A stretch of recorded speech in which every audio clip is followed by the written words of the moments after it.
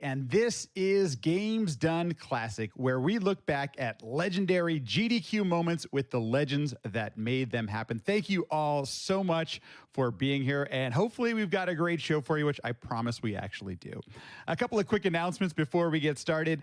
Flame Fatales, the all-woman speedrunning event, just concluded, and get this, we raised a total of $126,000, just a little bit more than that, and the Yeti sale is still going on until tomorrow if you want to pick up a t-shirt, and those proceeds, there's a portion of those proceeds that go to help raise that donation total.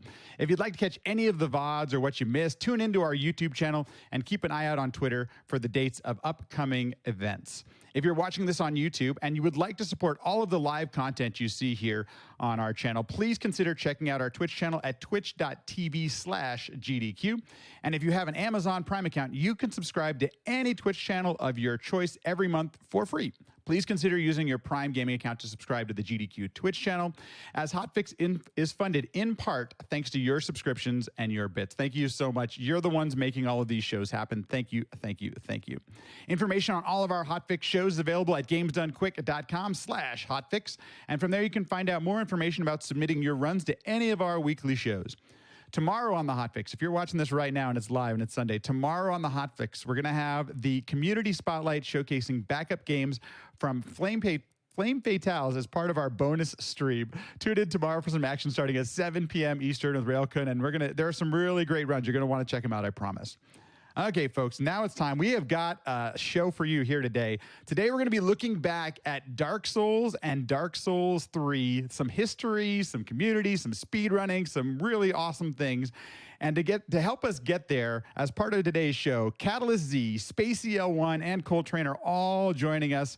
But first, we're going to start with some Dark Souls.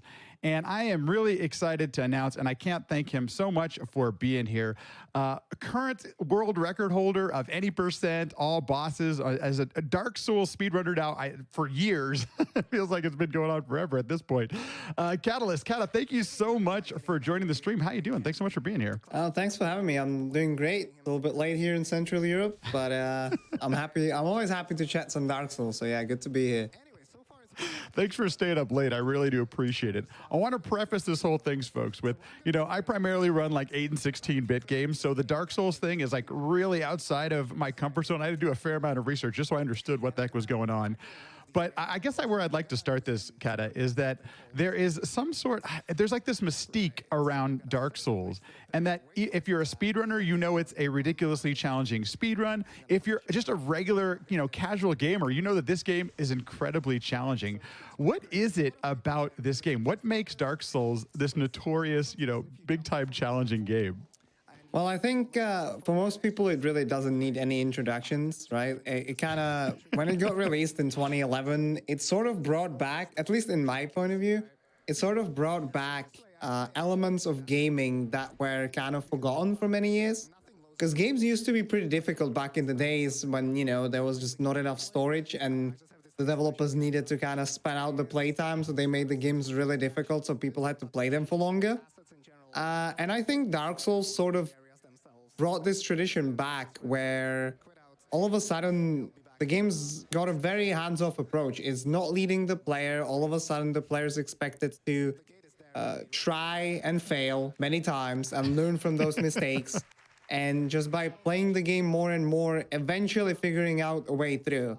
And I think this is sort of what really threw people off when the game got released. And now more and more games over the past decade has kind of picked up on this approach as well, where they're not being as hands-on, and they realize that perhaps the player should be treated with a little bit more respect and should be expected to be a little bit more intelligent rather, and given more freedom in regards to their decisions and in regards to learning how to kind of navigate through the world and figuring out how to defeat the challenges that lie ahead of them. I think that's kind of the gist, the core of what makes Dark Souls very special, and what a lot of games since then have tried to kind of re-imitate. I'm glad you mentioned that, because I did actually get a chance to play my version. I have the PS3 copy of it for just a couple of hours to try to figure out, some of the things going on in this game. And what struck me almost immediately was how so many boss fights I've played through in modern games, Breath of the Wild, other games like that, you can tell that they're influenced by this game specifically, like this series of games. And I am curious, what's kind of your like first experience? Did you get what was your first casual playthrough, your first playthrough of this game? What's your history with Dark Souls? So this is a funny topic, honestly, because this gets brought up quite often on my stream, and I am very much a big exception to the rule, let's say, right? Because most of the speedrunners that you will talk to that speedrun Dark Souls pick it up essentially as something that they really, really like, and they want to get more time out of it, right? And speedrunning Right. and challenge running and like other sorts of content or other sorts of playthroughs can be a great way to sort of get extra time out of the game. I'm very much different in that regard, because my first playthrough, I think it was in like 2013 or something. So it was a little bit after the game came out, and it already gathered its reputation, sort of. So I had heard about Dark Souls at that point, and that it was difficult and whatever. So I was like, yeah, I'll give it a shot, right? Why not? And I think I played it for like maybe 10, 12 hours, and then I just got frustrated and I quit in Anolondo, funnily enough. And I basically didn't come back to the game until I started to learn the speedrun like 4 years later. So that's kind of how my first playthrough of Dark Souls went. So definitely not the brightest moment in my gaming history. And I've always been like very competitive and whatnot, right? So it is pretty rare for me to just give up on something. But yeah, somehow I kind of forgot about Dark Souls at that point, and it didn't really come back to me all the way until 2016, I think, when I played some Dark Souls 3. So that was actually the first Souls game I ever finished. And I can basically say that to this day, I have never finished a casual Dark Souls playthrough of Dark Souls 1, that is. So yeah, that's sort of how I came to the game casually. Well, I will tell you that it's probably unique. I can't imagine many others having that experience with it. That's pretty awesome. That's really cool. What did you like? What were your initial thoughts? Or I guess what's the thing that is appealing to you? Why do you keep going back to this game? And we'll get into the history of your speedrunning career with it a little bit. But what's the thing that keeps bringing you back? Like what's the appealing about it? The main appeal, honestly, is the variety that the game has when it comes to not just different speedrunning categories that you can, perform in and compete in, but also the variety within those categories when it comes to different routing and whatnot, right? Because the game has a lot of RPG elements. And then on top of that, it also has tons of different exploits and glitches that introduce even further variety into the speedruns. So there's always something new to run. There's always something, if you achieve something in a category, a time that you're happy with, you want to switch to something else. You don't have to switch to a different game with Dark Souls 1. You just switch to a different category that will be completely different, will give you fresh things to practice and basically fresh motivation to kind of not really start over again, but start learning new things, right? Because the boss fights change as you use different weapons. You will have different levels so that different punishes will be optimal. And there's always something new. And on top of that, the game is in like, I want to say constant flux, essentially, because now, even though it's been a decade now since it came out, actually, as late as of last week, there was another pretty huge new strategy discovered that is right now shaking up the routes, and people are figuring out how to do it optimally and where to incorporate it and how much time it saves and what levels do we need. And this is honestly probably the most fun part about the game, is that there's just always something new because of the complexity of how broken it is. Essentially, there's always potential for something new to be discovered, and that is really fantastic, I think. I do got to comment. It's pretty awesome seeing all the love in the chat for you, Kat. And already people saying, when's DS2? When are you going to be? When are you picking up? But it sounds like there's so many interesting things are always happening in this game. I mean, how would you have time for everything? I don't know. That's a lot. Yeah, I agree. No DS2. Right. Okay. So let's take this back a little. You mentioned 2016. Tell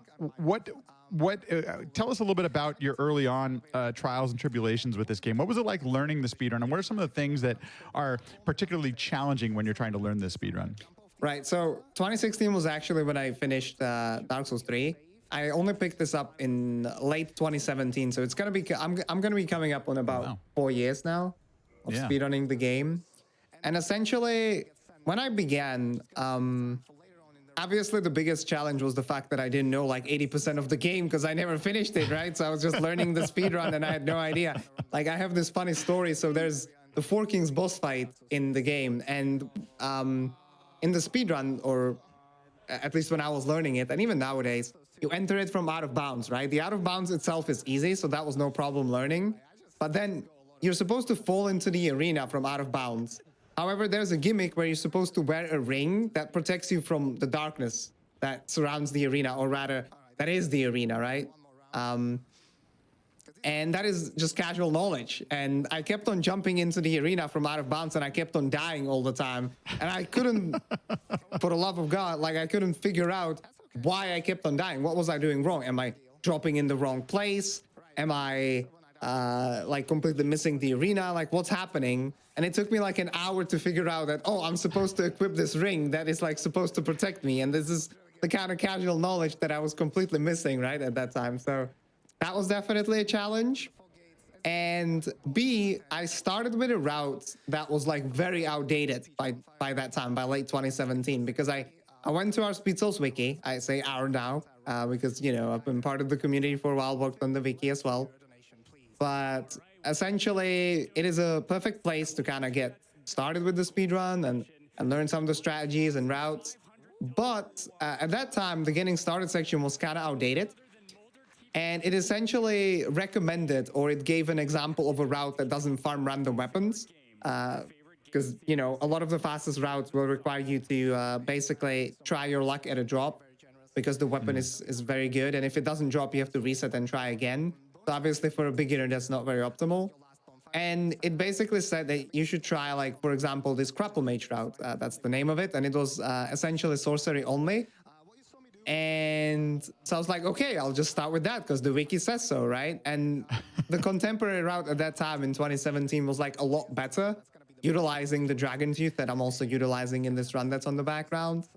So that was another big challenge, is that I not only did I start with like no casual knowledge, I started with a really outdated run with a world record from like early 2016 that I was learning from. And I'm also the kind of guy that, you know, I try to just always figure out things first for myself before I have any questions. So I just kind of didn't really ask anyone, and I just kept on doing my thing. So that was a little bit challenging, but I must say that after like 2.5 months, I actually cracked top 5 with that outdated route. So oh my gosh, that was pretty cool to see. Though I must also point out that at that point, the leaderboards were kind of inactive. But still, top 5 was like, I was still pretty happy about that. And then I was able to transition into something else. But yeah, a lot of just experimentation and a lot of patience while practicing, right? And that is sort of what you need to have for Dark Souls, is the fact that you need to expect that not everything will be served to you on a silver platter, because there's just so many things about the run. It's just impossible for one runner or for a group of runners to transfer that knowledge to you immediately.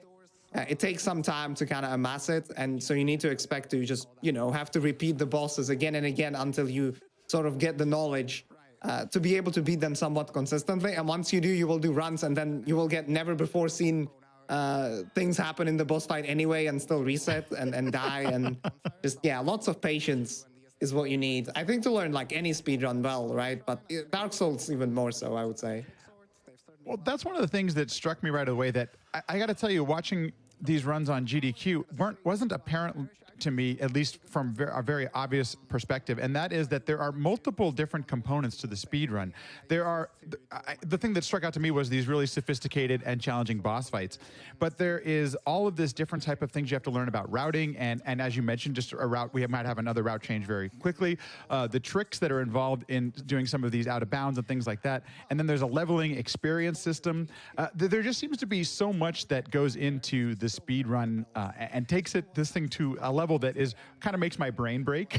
And I'm wondering, is that something that you're just able to acquire through just playing the game more, or is this something where you actually have to practice certain things in different parts and stuff?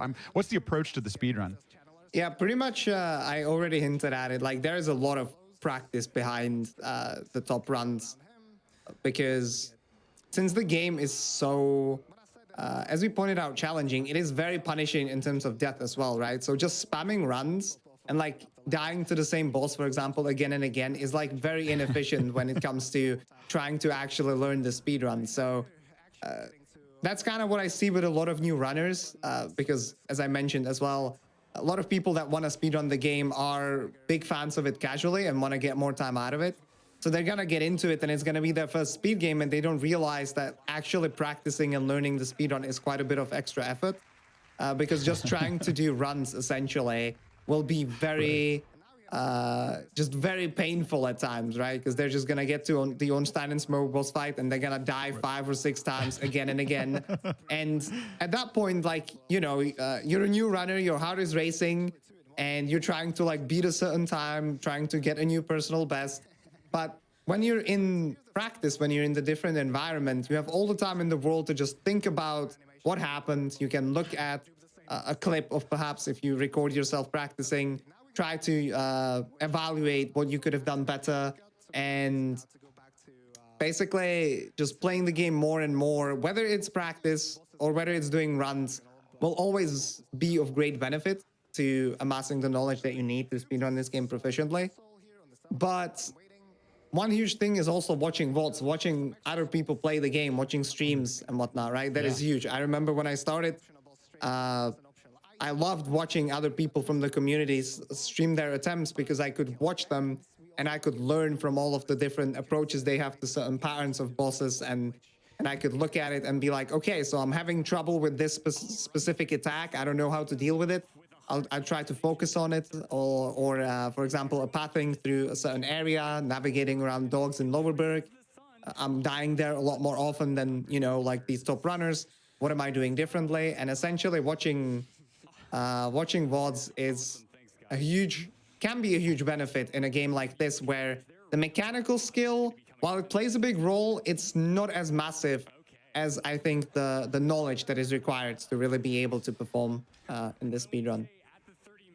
Good to know, and I think that's something that it's good to know going into the run, because it's not, you know, I'm not taking anything. I run Super Mario Brothers 3. It's one of those things that you can pick up and just start practicing right away. You don't the intellectual part of it is a little less dense and deep than running a Souls game.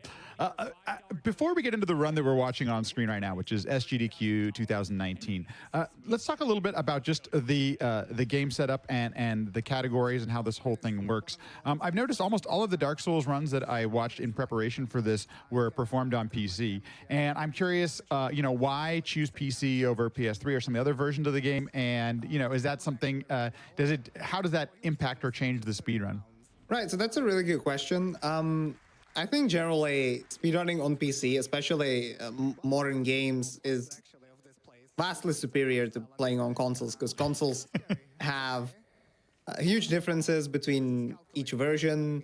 They can differ depending on the firmware of the console. They can differ between hard drives and SSDs, and another huge thing is also like patches, right? Like you either have the original patch on the physical copy or you have the latest patch on the digital copy. There's nothing in between, while on PC you have it all available. Now, funnily enough, for Dark Souls 1, everything is actually done on current patch. Those are for both DS1 PTD and Remaster. Those are the fastest versions. And there are certain things that do not actually work on consoles. For example, we have a glitch called Prom Swap, which abuses mouse cursor. The fact that there is a mouse cursor available on the PC version, and you can use that. You can press left mouse button and a button on the controller at the same time, which can glitch out the menus. And this is not available properly on consoles, right? There's like more like a light version of it, which isn't as capable as what we have on PC. And then there are also some other small differences when it comes to skips. So that's the big reason that PC is the fastest. On top of that, we have a huge variety of tools that allow us to speedrun, or rather not speedrun, but practice more efficiently. So we have a save organizer, so you can technically make save files anywhere that you need, and every single boss fight that you need to access or whatever is basically one click away. We have the Dark Souls gadget, which is something that is a huge help when testing anything or when practicing as well, because you can give yourself any kind of weapon. It's basically like a debug functionality hidden within or rather contained within a small piece of software that just really helps out. You know, it allows us to basically save our position and whatnot. So you can make a save Oh, nice. file and then combine it with the gadget to immediately get to the boss fight, and you can practice very, very efficiently. Again, something that isn't available on consoles. Then again, I must also point out that if you don't have a PC that is able to run these games, that doesn't mean you cannot actually speedrun, because what we use to compare the times on the leaderboards is the in-game timer. The in-game timer is consistent between both PC and consoles, and it doesn't even matter what frame rate you have, because the timer increments depending on like each frame that passes. So no matter the frame rate, essentially, you're never gonna lose time, even if you lose frames RTA on the PS3, for example. And obviously, it also cuts out loading times, which differ greatly between not just different PC machines, but also between PC and console. So just having a console, it is a setback, but it doesn't mean that you cannot enjoy some Dark Souls speedruns. There's plenty of runs, especially on the remastered leaderboards, because more people play that game on console, right? Since more people have PS4s and PS5s available than the PS3s. Right. So that's like the big reason why we play on PC. And then I think I also want to maybe mention the categories really quickly. So Yeah, please do. there's a bunch of categories that we call major and minor, or you can say traditional and non-traditional.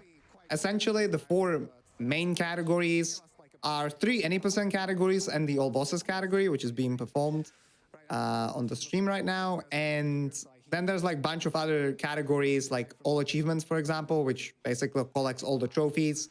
But those runs are just not as big of a staple. They're not as popular, essentially. They're more niche.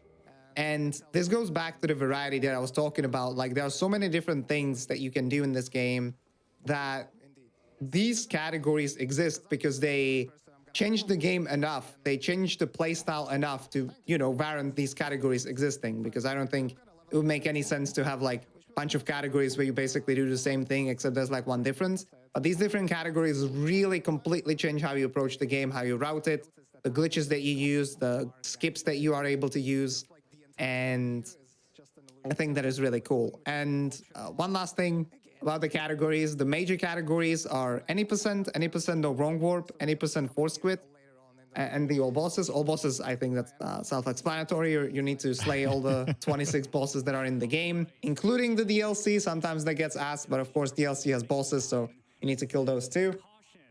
And the difference between the three any percent categories is essentially there's a glitch called Force Quit Wrong Warp that allows you to get to the final area of the game very early. And that was discovered like a month or a month and a half after the game came out. So when people started to run it, it got obviously separated from the other category where this glitch was banned, right? And given how this game always gets or has something new to offer, many years later in 2017, there was another way of wrong warping discovered, actually, which doesn't require you to force quit out of the game, right? Which can be a very kind of shady practice that, in particular with DS1, essentially, if we allowed using Alt F4 or force quitting in every single category, there could be shenanigans with the in-game timer. There could be shenanigans where you could essentially like force close the game after you made a mistake, and then it warps you back slightly, so you undid that mistake, essentially not really having a single segmented run anymore. So the force quitting was allowed only in one specific category, while in all others it was banned. And then when the different wrong warp was discovered, which is done completely within the game, there was another split being warranted, because it just, again, it changed the category, the any percent category, so much that people wanted to preserve, the casual requirement of killing the four main lords, and not completely like throw it down the drain and delete the entire history. So that's why there are three any percent categories and the all bosses category right now. And I think besides force quit, like all of them are fairly active. The detriment of force quit is that it's just so short, right? It's like around 20 minutes. So it is very much an RNG grind. And the other ones are all very, very active. So that's kind of how we have the game set up leaderboards wise. Yeah, I think that's really cool. And I think that's, you mentioned it. And I think this is important to highlight that there is, if you're at all interested in starting or even trying a speed run of this game, there's something that could be approachable for you. And I really appreciate the fact, and I'm glad that I kind of know this now, that, you can start on whatever you have access to. That's one of the great things I think about speedrunning is that, especially when you're starting, use what you have. You don't have to go out and purchase a high-end PC to run this game at the highest level or anything like that. You should use what you have available for you. And I think that I'm glad that you mentioned that because I think that's a really important aspect, especially if you want to join the community and you want to be a part of it. I think that's a really cool way to do so. Excuse me. What was the, I totally forgot my train of thought here. Oh, yeah. So there are tools available to us in the 8 and 16-bit world, such as, tool-assisted speedruns where we can move frame by frame and things like that.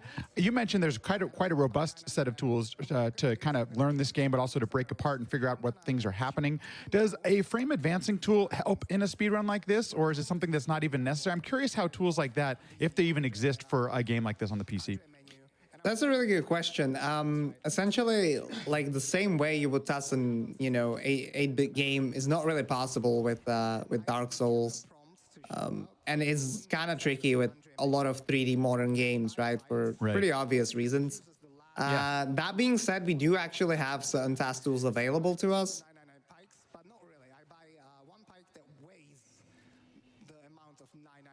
Now you might be wondering, but Kara, why the fuck? Ooh, I just said, ooh, I'm sorry. Please don't ban. I apologize. I knew that was gonna happen. I'm European, I have an excuse, okay? English is not my native language. Right, sorry for that one. Anyway, why the hell would you buy... Okay, we are just losing Cat a Scream. Oh no, we'll try and get him back here, folks. It just went, I'm so sorry. We're going to vamp here for a second because I got to be honest, folks. I know very little about Dark Souls as it goes. I had to do a fair amount of research here just to understand what was going on.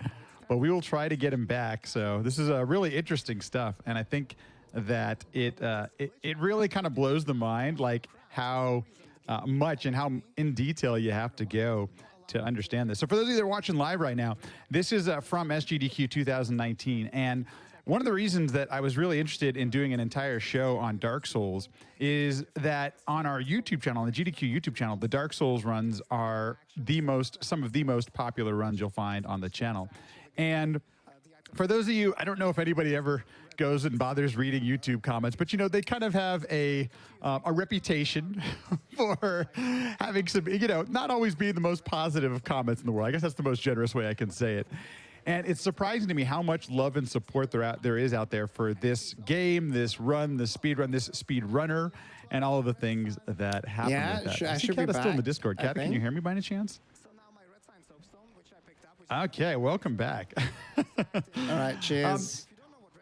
No worries. I'm glad we got you back. We were talking about some of the tools, that you can use. And I'm curious, has there been things that we have glitch hunters. We have all these different type of people who are interested in different aspects of the speedrun. Have you ever played around with routing or the tricks or the tools or anything like that to go discover things that, maybe haven't been discovered yet?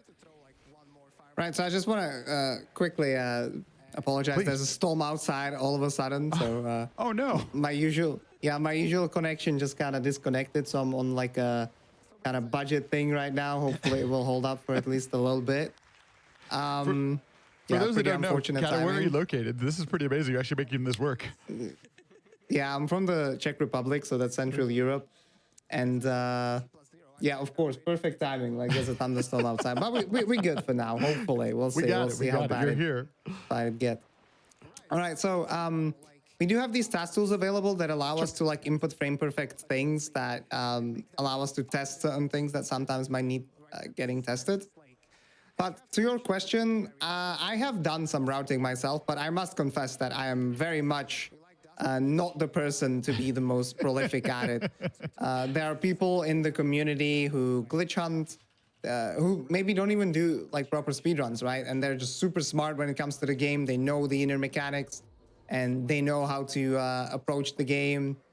Just, dropping some names, like obviously Kumul is probably the guy that we need to be thankful to the most when it comes to developing a lot of the strategies, and then more recently, people like Androv or TKGP who don't even do proper runs, but mess around with the game and have managed to figure out a lot of things. So like big shout outs to them.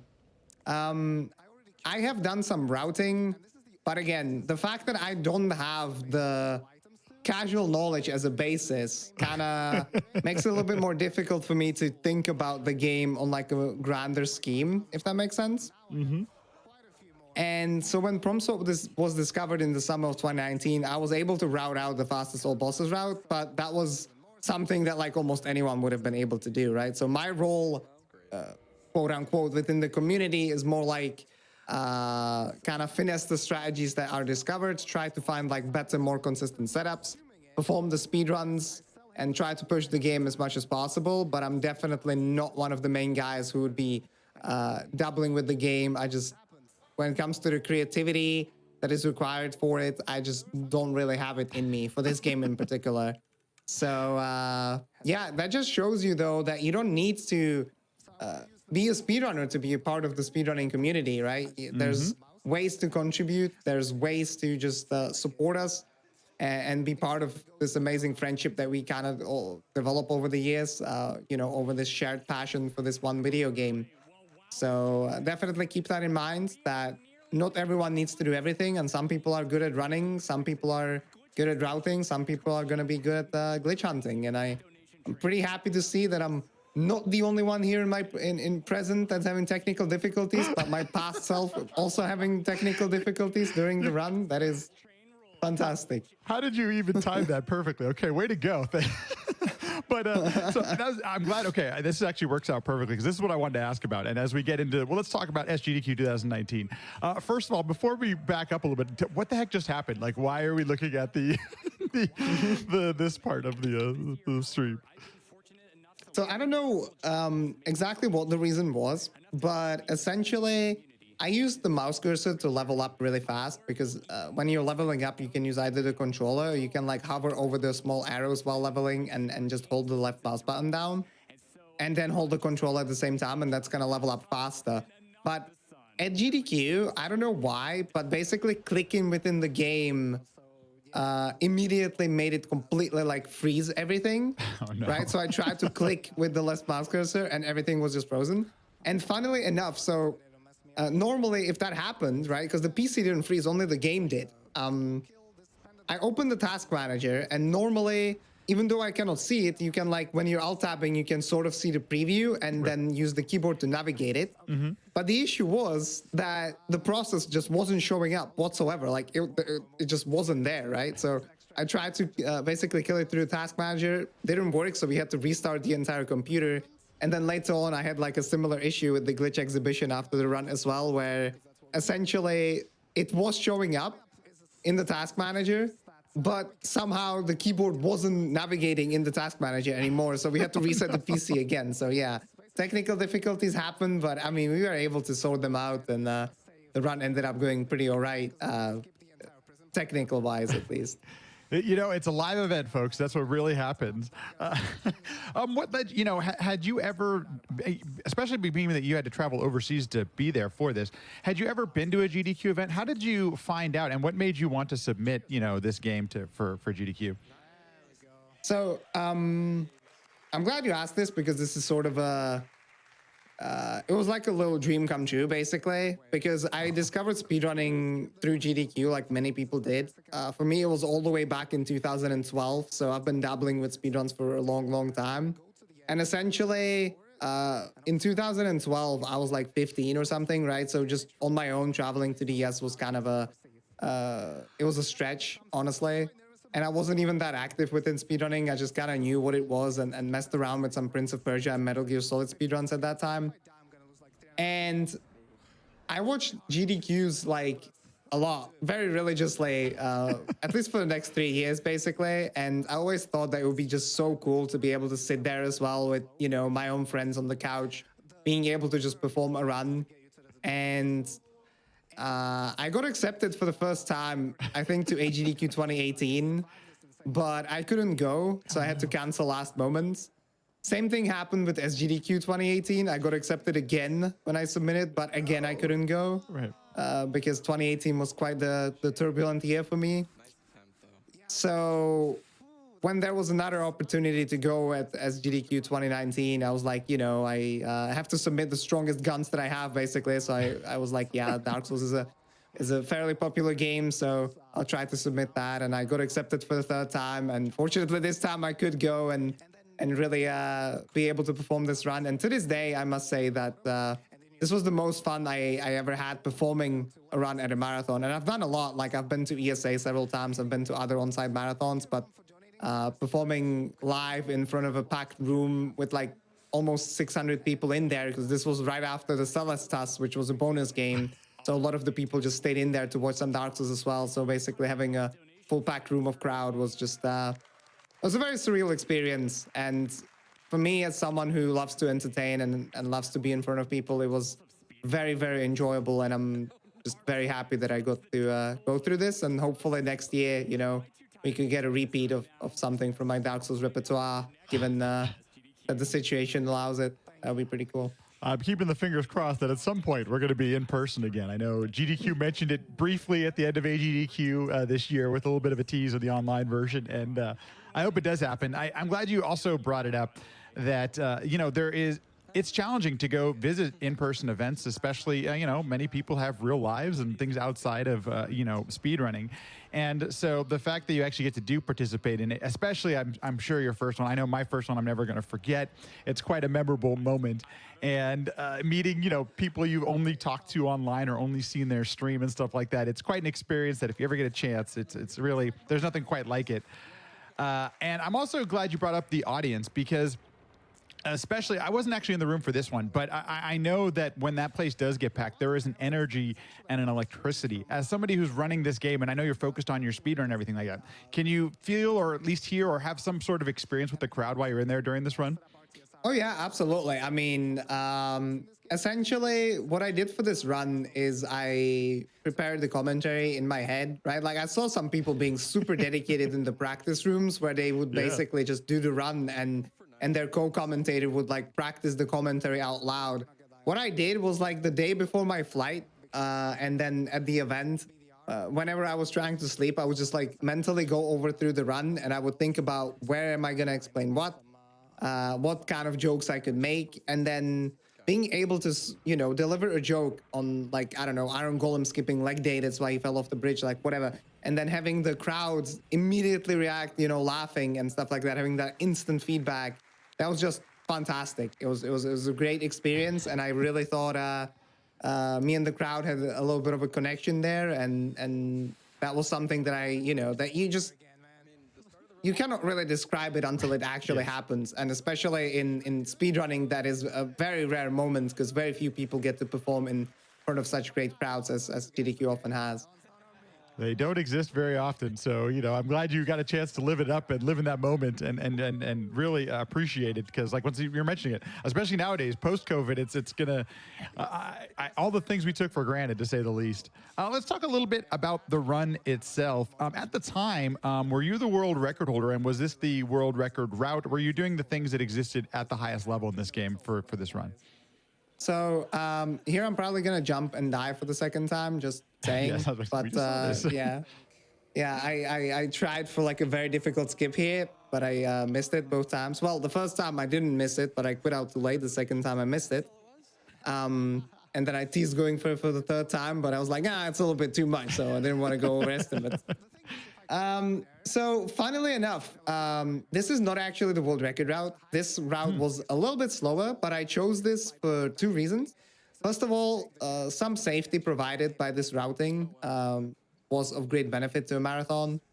And second of all, there were strategies utilized in this route that were not actually used in the fastest speedrun, right? Because it just wasn't the fastest way of completing the game. So there were strategies that were really cool that I wanted to showcase, but essentially they are not used in the fastest route at that time, simply because it just takes too long to perform them, for example, right? Like quantity storage and whatever. I could name a couple of more. And at that time, this is pretty funny. So again, as with Dark Souls ever evolving, I was the world record holder when I was flying to GDQ, and then there was a new strategy discovered, and during GDQ, Kamal beat my record. So during the time of the run, I was actually second place, but I think ever since I came back after that, I had held the world record since then until now. So like I beat it in like a week or something, and then yeah, I haven't lost it since. But again, I must say that it's not because I'm like an insane runner and gold gamer, but also because since there's so much variety and we do have a lot of players, the players choose to just run different categories that they find fun at the time. And the current fastest all bosses run, while to me it is a lot of fun, to a lot of people it can be quite grindy, and they just prefer to choose something that's a little bit more fun for them. You know, again, you don't have to run the fastest things that people do. You don't have to follow the top level speedruns, especially when you're starting. You can easily have great times, both on the leaderboards and as an experience when you're doing something that's just not as optimal. You might be losing like, I don't know, 3 minutes in routing, right? But in the end, for someone who's just starting, like having a 103 or having a 106, that doesn't sound like a huge difference to me. So yeah, basically that's how it was with the routing and with the world record situation then. It was interesting to see as I was, you know, and we have a little bit better tools now, but that the how the run has changed and what our current times are and things like that. What are some things specifically, as you are the current world record holder in this category still, and I'm curious, what are some of the things that have changed since the run we saw at SGDQ 2019? Right, so the first thing was already that summer was the discovery of prom swap, which essentially the fastest route at that time suffered from some early game annoying RNG, and prom swap essentially allowed us to eliminate it, or at least lower it by a lot, because it allows us to purchase items that we cannot normally we cannot afford them yet, essentially, at merchants. And if the menus work out well, then we can buy the items anyway. And since then, there's also been just a bunch of very, very big discoveries. So the world record at that time was in the high 106. I think when I got back, I don't remember Kamul's record. I think it was 106.40 or something. That was pre-prom swap. Then I think I got like low 106 with prom swap. And then it got all the way down to like 105, like low 105. And my goal was to get a 104. But as it was for a long time with this category, I was basically trying to like grind out a really good run. And before I could do it, something new would be discovered, right? So it was the grind for 104. And then, oh, nice. So I don't have the 104 yet. And now 103 is possible. So then it was the grind for 103. And well, fortunately, it isn't the grind for 102 just yet. But once the newest strategy is figured out, it's probably going to be grind for 102 now. So as you can see, you know, 4 minutes cut off in a run that's just, you know, over an hour long is pretty incredible over the span of less than 2 years, or about 2 years. And I must also mention the any percent category. It doesn't, you know, it's a little bit off topic, but in the any percent category, we were kind of set on a specific route for quite a while. The world record was just under 30 minutes. And that took quite a while to grind out as well. And like a month after I got the sub 30, a skip that saved 9 minutes in a 30-minute category was discovered. So you never know what's going to happen with Dark Souls. And I think that's what's also so exciting about following the game as a viewer, right? Since I'm a big fan as a viewer as well. Yeah. Even if you don't speedrun yourself, I think this is a huge, huge incentive to kind of follow the speedruns and check out some of the new glitches being discovered and the new world records that are shuttered very frequently due to new discoveries. All things considered, right? Because in games like Super Mario or whatever, new world records are usually like a huge deal. Yeah. While in Dark Souls, they just happen, right? And sometimes they happen because someone grinds them out, and sometimes they happen because, oh, that was just a new discovery that saved 90 seconds. That's a, you know, I'm sure you get asked this question all the time, and it sounds like you've already mentioned what the answer will be. But is what needs to happen, or will there be the sub hour at some point in the all bosses category? This is another question that has been very frequent on my stream because, you know, I would imagine. I understand that seems like it we're can so be close. hard for people.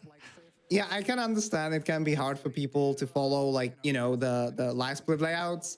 But essentially, I was grinding the Dark Souls Remastered All Bosses category recently until a couple weeks ago.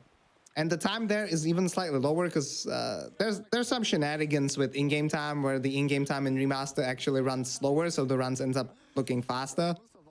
And so the world record there is even closer to sub 1 hour, right? And my sum of best was like 101, roughly. And the world record right now is like 101.46. And people would be asking me, is sub 1 hour possible? And I would always have to answer, it's like, I have 3,500 attempts. Sum of best is a minute away from it. No, it is not possible at this time. So I just found that question funny. But it is a legit question for sure, and I have no doubt that both the Prepare to Die edition and the Dark Souls Remastered versions will end up being under 1 hour. My estimation last summer was it was going to take about a year and a half or 2 years, so there's still 1 year to go. So we'll see if my prediction was actually correct or not. But right now it's looking increasingly more likely, and you never know. There's just such complex things that have been discovered that, if you told that to someone before they were discovered, they would be like, dude, you're full-blown crazy. Like, there's no way that something like that exists in the game, but it does. And it saves a lot of time, right? So you never know when there's just going to be something popping in and something shaving a lot of time from the speedrun. So sub 1 hour, I have no doubt, and it's going to be pretty cool. But for now, we just have to wait and see. Kata, I'm glad you mentioned that because it's one of the common questions. And, first and foremost, I always consider myself a fan and a viewer of speedrunning. And don't get me wrong, you get so engrossed and seeing the timer on screen, it's like one of those easy things to think about, like, oh, what's the next barrier? And, there have been so many great world record progression videos, Summoning Salt, others who do all these great videos. So, it's one of those things, it's like those common things. Hey, what's the next barrier? But on the flip side of that, there's a person like you putting in 3,000 hours, putting in all of these attempts to make this thing possible. So I appreciate that you actually do highlight that, because I think that's an important aspect to it, that you've righted this all the way down to here. I mean, what's the estimate on even on this run back in 2019 was significantly higher. So the fact that you've already been able to take a few minutes off of this run, in my mind, blows my mind that we're already down to a 103. That's kind of wild to me. So, I guess you mentioned I know this is kind of like a question maybe for a little bit earlier that I should have asked, but I noticed on the leaderboard that you actually list the routes that you took as completion of this. And it wasn't listed on the GDQ layout page because it doesn't quite fit as we're doing it on a live run. But I'm curious, why do you all list the run as part of the submission on the leaderboard? So this has been a tradition on the Prepare to Die edition leaderboards, because in the remastered version, there generally aren't that many different routes that people can take. There's going to be differences, but essentially it boils down to just using the Black Knight Halberd in most categories or using sorceries in the All Bosses category. But this goes to the variety that I was talking about in the original Dark Souls version, where there's just so many different types of routes that you can do and that have been developed over time, so that we thought it was just a good idea to have that filter there for routes so that people can see, what each route is sort of capable of. And also, again, some routes are going to be friendlier for the beginners, and having this filter allows the new players to, filter these boards and find resources for their own learning. So that's why I think it's sort of beneficial. And obviously, you might argue that the routes developed, so you're going to have an ES Mailers run that's from 2019, which will be different than the ones from 2021. But the core of the route is still the same, and for the beginner, the fights that they can observe in both those runs are going to be similar, with the same weapon, with similar stamina levels and whatnot. So it's basically mainly for orientation. We don't really think about, within the community at least, we don't really think about oh, this is the Sorrel Mage world record, or this is the Crapple Mage world record. No, it's world record for all bosses, but which route is being used is always a secondary question that might be beneficial to, orientation for either new players or for just anyone else that wants to see what is kind of happening within those different runs. You mentioned that you were grinding out a little bit of the remaster version and things like that. What exactly is next for you as far as speedrunning goes? Especially as somebody who's been on the top of the leaderboards now for quite a while, it seems like, for this game. So what's next for you? Oh, there's so many things I want to do. That's the crazy thing, right? It's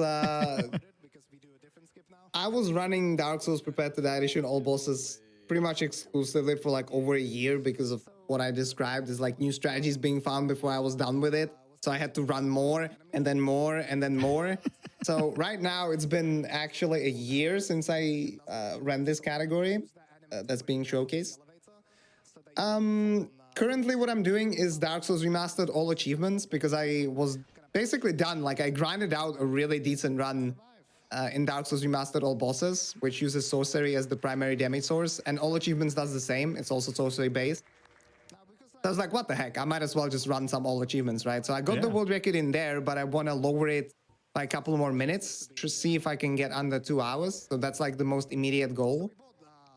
Unfortunately, of course, again, like a month after I'm done with all bosses, the new strategy can probably be implemented and it's going to save around 50 seconds, which is absolutely massive, right? Because that's like I was 50 seconds away from my sum of best and now we can share off another 50 seconds. So I'll probably be running some Dark Souls Remaster all bosses.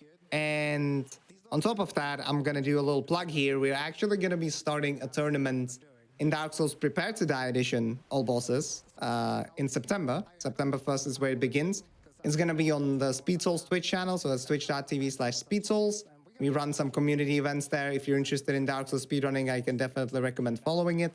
And that's going to be my comeback to Prepare to Die Edition, all bosses after like a year. So I'll be trying to show and prove that I'm still the best in the world at what I do, and we'll see how that goes. Either way, it's going to be super exciting. You know, there's a bunch of new faces, people that the last tournament we had was 3 years ago, and there are people that performed in that tournament, and now 3 years later, they're like a completely different player. So it's going to be super exciting to see how much they've developed.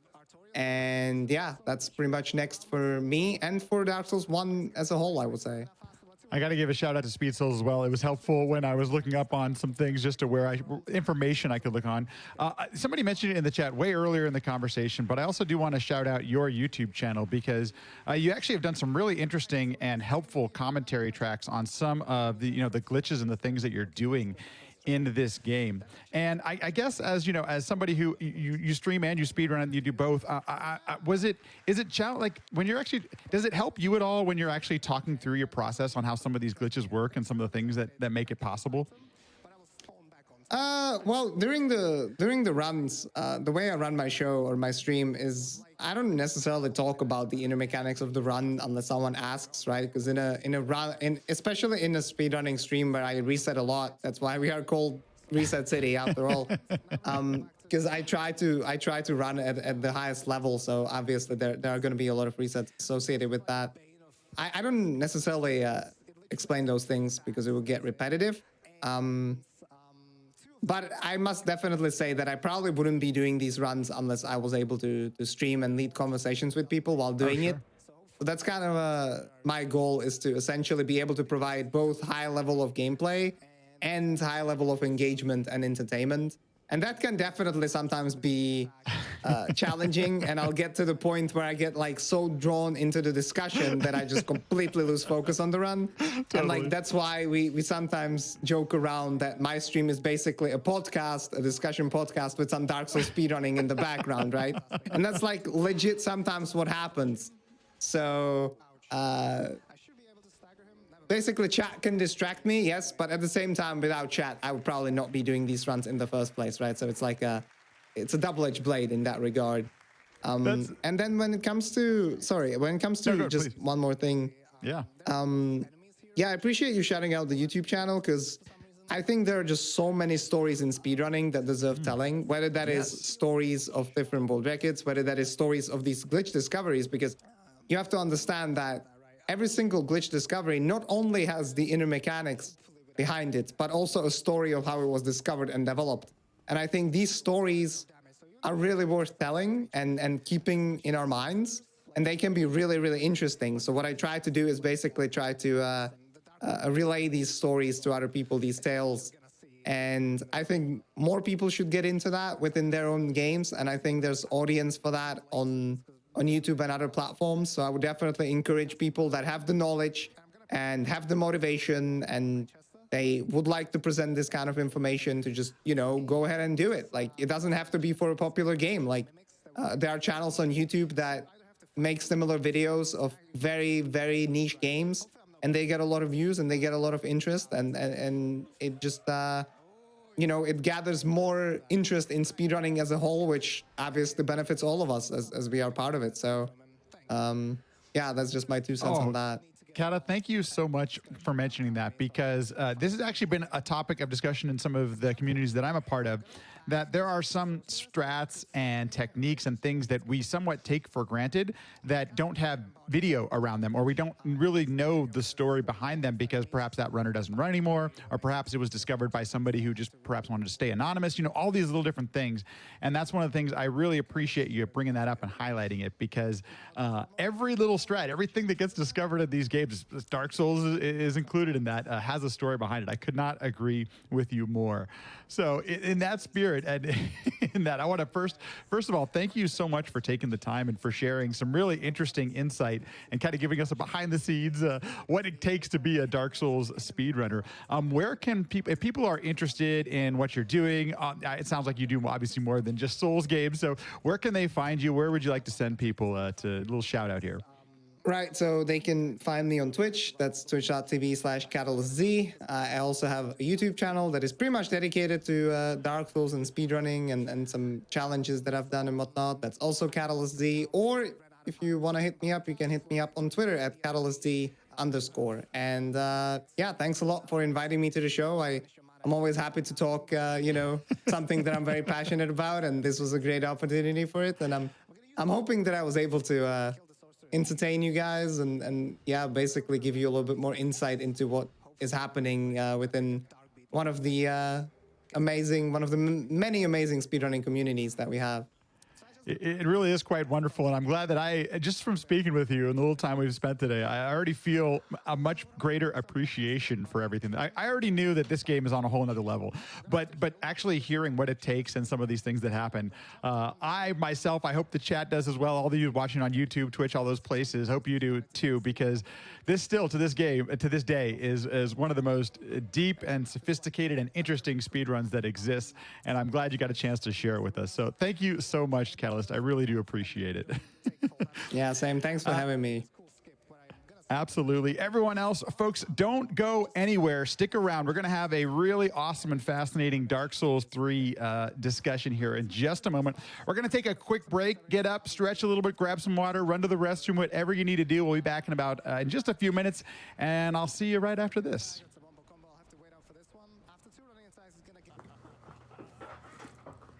Welcome back to Games Done Classic, where we're looking back at legendary GDQ moments with the legends that made them happen. Today's episode, all about Dark Souls games, and here we are with some Dark Souls 3. And to chat this game and to chat what it's like to be on stage and have to run these challenging speedruns, I'm really excited to be joined by Spacey and Coltrane. Spacey, thank you so much for being here. Coltrane, thanks so much for being here. How y'all doing? Thanks for being here. Doing good. Cool. Yeah, thank you so much for having us.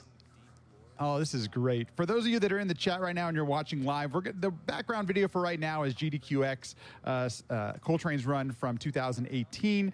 And we'll talk a little bit about that in just a second. Then we'll get to Coltrane's run from when he did it. And then but first I wanted to start off with just like a bit of a discussion about Dark Souls 3 and how it fits into the series and things like that. Coltrane, let me first ask, though, what are we looking at as far as a character goes for your run? Do you have any guesses? It looks like Shrek, but Oh, yeah. I don't know. Well, I mean, her hubby definitely lives in the swamp. That's Fiona from Shrek. It was one of the donation incentives for the run. I had a couple characters. And me being me, I made sure to memorize all of the custom settings for the character customization and do it as fast as I possibly could. It was my speed run before the speed run, and I was most nervous about that part for this whole thing. It does take a little bit of time, but I did hear you say you were doing it from memory, so you didn't have a sheet up or anything like that. This was just all from memory. No, I just had them all memorized. Just a bunch That is totally wild. Yeah. Okay, so let's talk a little bit about it. So this is Dark Souls 3, and I guess first things first, what makes Dark Souls 3 different than what we just saw in Dark Souls? And Coltrane, I'll start with you. Okay, well, I think one of the biggest differences is the ability to customize your jump button. I say that a little sarcastically, but I love being able to jump with the left stick, and that's an issue I've had with some of the other Souls games. I love that it's kind of a refined version of the rest of the Souls games. So Dark Souls 1 happened. Dark Souls 2 was done by a different team. There were some differences. They really built on some aspects of the game, and then Bloodborne came out next, which is kind of been adopted into the Souls games. It's Soulsborne. And Dark Souls 3, I think, really just showcases the best of those games put together. So it's a little bit faster paced than the previous Souls games, which I really enjoy, but it's not as fast as Bloodborne. It's kind of that happy medium. It's hard to say, like, it's really pays homage to Dark Souls 1 in a lot of ways. It kind of continues the lore, a lot of the similar, very similar atmosphere or aesthetic in the game. So that part of it is nice. It's bigger, it's better, it's more beautiful. I absolutely love it. It's just a good spiritual successor to Dark Souls 1, really. Spacey, I'm going to throw this one over to you. Had you played any other Dark Souls games before you started? You had tried or attempted playing Dark Souls 3? Bloodborne was my first Souls game. And so this was just the second one.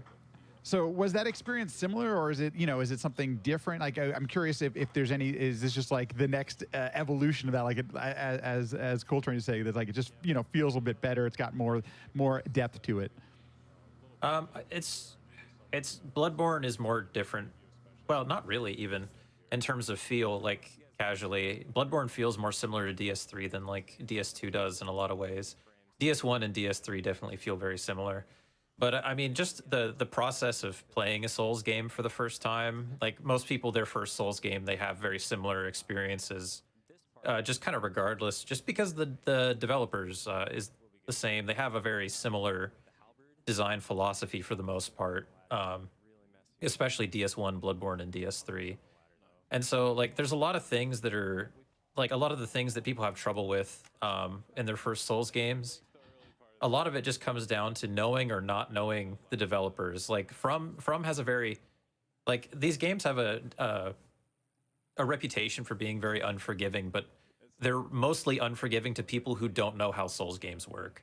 FromSoft is not nearly as mean as I think people feel like they are on their first playthrough. And I think in a lot of ways, actually, people expecting them to be meaner than they are will cause people to make their first playthroughs harder on themselves. Because, like, one of the big things is you see we're running by enemies here, just like we do in DS1, just like every Souls game does, every runner of every Souls game does. You can run by all the enemies, but in most games, you're not used to that being something you can do. You're used to like forced fights and stuff, like forced mob fights. Souls doesn't really do that. And they give you shortcuts and bonfires that you can light, you can just run ahead. Like basically as soon as you're done with a section, if you want to move on, you can just run ahead. That's a little more complicated when you don't know the game as well when you're starting, but still you can just do that. You can just do death runs to get ahead past the section that you're struggling with at pretty much any time. But people, when people first start, they don't know that. They don't understand that that's the level design, is that you move forward, you hit a shortcut, and then you can go back if you need to, and you can just kind of keep progressing like that. And so people feel like they need to kill every enemy, and they're getting their heads beat in, they're running out of Estus and everything, and they're like, oh man, this is really hard, but that's just Souls, I guess. But there's just kind of an internal logic to these games, and once you've played your first, it still is difficult on first playthrough, but it gets a lot easier once you've beat your first Souls game, because you kind of understand the design a lot more. Coltrane, I'm not sure if this can be measured or described, but we had talked right before we went live here that you have played some of the other Dark Souls games, and I'm curious where this came in as part of your journey through Dark Souls. And did it feel any different, or from a challenging perspective, would you consider it any harder than any of the other Souls games that you had played? Okay, well, yeah, just to clarify, this was the second Souls game that I had ever played. I started on Xbox One with Dark Souls 2, Scholar of the First Sin. I was playing while I was recovering from a hip surgery. And kind of like Kata, I had opened this game up like 6 months prior, Dark Souls 2, and played for a couple hours and decided I can't stand this. I'm not getting anywhere. This is hard. And just set the game down. Didn't think about it for half a year. And then when I did open it up and I got into it, I really enjoyed the game. And the great thing about starting with Dark Souls 2 Scholar of the First Sin is that I could only go up from there. It's kind of considered one of the weaker games in the series. It's still great because it's Dark Souls, but yeah. But going into Dark Souls 3 after that, there is definitely that logic, kind of intuitively getting to know the way the devs create these games that translates into your playthroughs of the other games. So it was definitely easier, but I mean, I was playing. The nice thing was I played co-op with a good friend, and we fought bosses together most of the way through the game. It was not nearly as difficult as a lot of people had played it up to be, and it's just because I think I really agree with Spacey in saying that a lot of people self-impose the difficulty upon the game rather than just learning the little ins and outs that make it so much easier, like running past a lot of enemies, playing with other people, whatnot. That's one thing I love about the game is you can you can tailor the difficulty however you want, like however difficult or easy you want it to be. And it's kind of a steep learning curve initially, and then once you get the hang of it, it's a blast. That's the thing that even in just my couple of hours I played of Dark Souls that I really appreciated, that I'm one of those people. I was intimidated, just like, you hear quite often. But, one of the things I really appreciated about the game was this idea of exploring and kind of discovering some of these things on your own and not being, I mean, there are some places where you just obviously can't avoid these things, but Spacey mentioned just having run by enemies, like you're not forced into situations. You're actually, as the player, it feels like you have some impact on what is about to happen. And I think that's really interesting. And so you discover things for yourself and stuff like that. And I think I can understand why so many of y'all end up speedrunning the game, because it's fun that it feels like you're in control to a certain extent of certain things. And I think that's really interesting and kind of cool about it. Coltrane, I'll go back to you. When did you start then picking up the speedrun, and why DS3 as opposed to some of the other Dark Souls games? Yeah, I started playing the game in 2017, a little over a year after it had been out, and absolutely just loved it. Like, I loved playing through Dark Souls 2. Don't get me wrong, I enjoy making little digs, but I absolutely love the game. So I had some friends that I was hanging out with. Like I said, I was recovering from a surgery, so I was just pretty much in bed or sedentary most of the time. Jeez. And they introduced me to Twitch. And I had also seen GDQ, I don't know what year it was, but I had seen Super Mario 64 runs and Legend of Zelda Ocarina of Time runs from Siglemic and... I think it's Narcissa, right? And they just were absolutely inspiring. And on Twitch, I decided to find some Dark Souls 3 streams because I was new to the site. And I found Distortion 2 and Nems, who were running the game, currently kind of back and forth with world records, along with a few other awesome runners. And just... was watching it and said, you know what? I think I could actually do this. I love practicing. I love doing things at a high caliber, kind of take one of those people that just takes a special interest in something and runs with it for as long as I can. Yeah. So I started working at it about 3 months after I had initially played the game and went from there. Coltrane. Spacey, what's your kind of journey, or what made you end up speedrunning DS3? Well, it was after playing Bloodborne, which again was my introduction to the series, and I started playing Bloodborne. I got in a lot more slowly, I think, than some people do, because like Bloodborne, I played just because I thought it looked cool. I knew it had a reputation for being difficult. I didn't want to play a difficult game particularly, but I just was like, this game looks so cool. I was like, I think I can make it through if I just stick to it, and I really want to play the game, so I'll just kind of deal with the difficulty. And I did make my way through that, and I'm like, okay, cool. I think I want to get through again. And it was the kind of thing, my first playthrough of Bloodborne as well. I kept thinking, like, every boss that I beat, I was like, man, I'm never doing this again. Like, because it was just so stressful the first time and such a struggle. And then but then, obviously I did play it again after, because I was like, well, actually that was fun. I would do that again. And then, as you get better, it gets less stressful. You get more comfortable with failure. I think, honestly, that you're kind of expected to die. And then my getting into speedrunning was kind of the same thing. I played Dark Souls 3 on release. I was like super hyped for more from soft stuff by that point, after like a year or two of playing Bloodborne. And I just, that was my first experience with speedruns as well, was watching, I beat the game a few times. I was watching people play through and stuff for fun. And then I saw speedrunning as a thing. It was Distortion 2 as well, was like the first. And that was kind of before NEMS was big and really trading with Dist at that time, but it was coming up. And so I went through kind of the normal speedrunning thing at first, that I was like, people, when they initially see speedrunning, sometimes they're surprised at like the glitches and like exploits and stuff, that it's not just playing the game casually very quickly.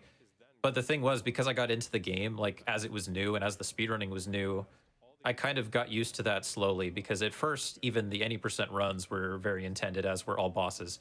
And then Teardrop was discovered. I don't know if you're familiar with Teardrop, but it's an old patch only glitch that isn't used anymore. But basically, there's a spell that keeps you from dying. Like, it gives you it's like a second chance in Kingdom Hearts, kind of. But on old patch, you could use that to survive kill boxes sometimes, certain kill boxes, which was unintended.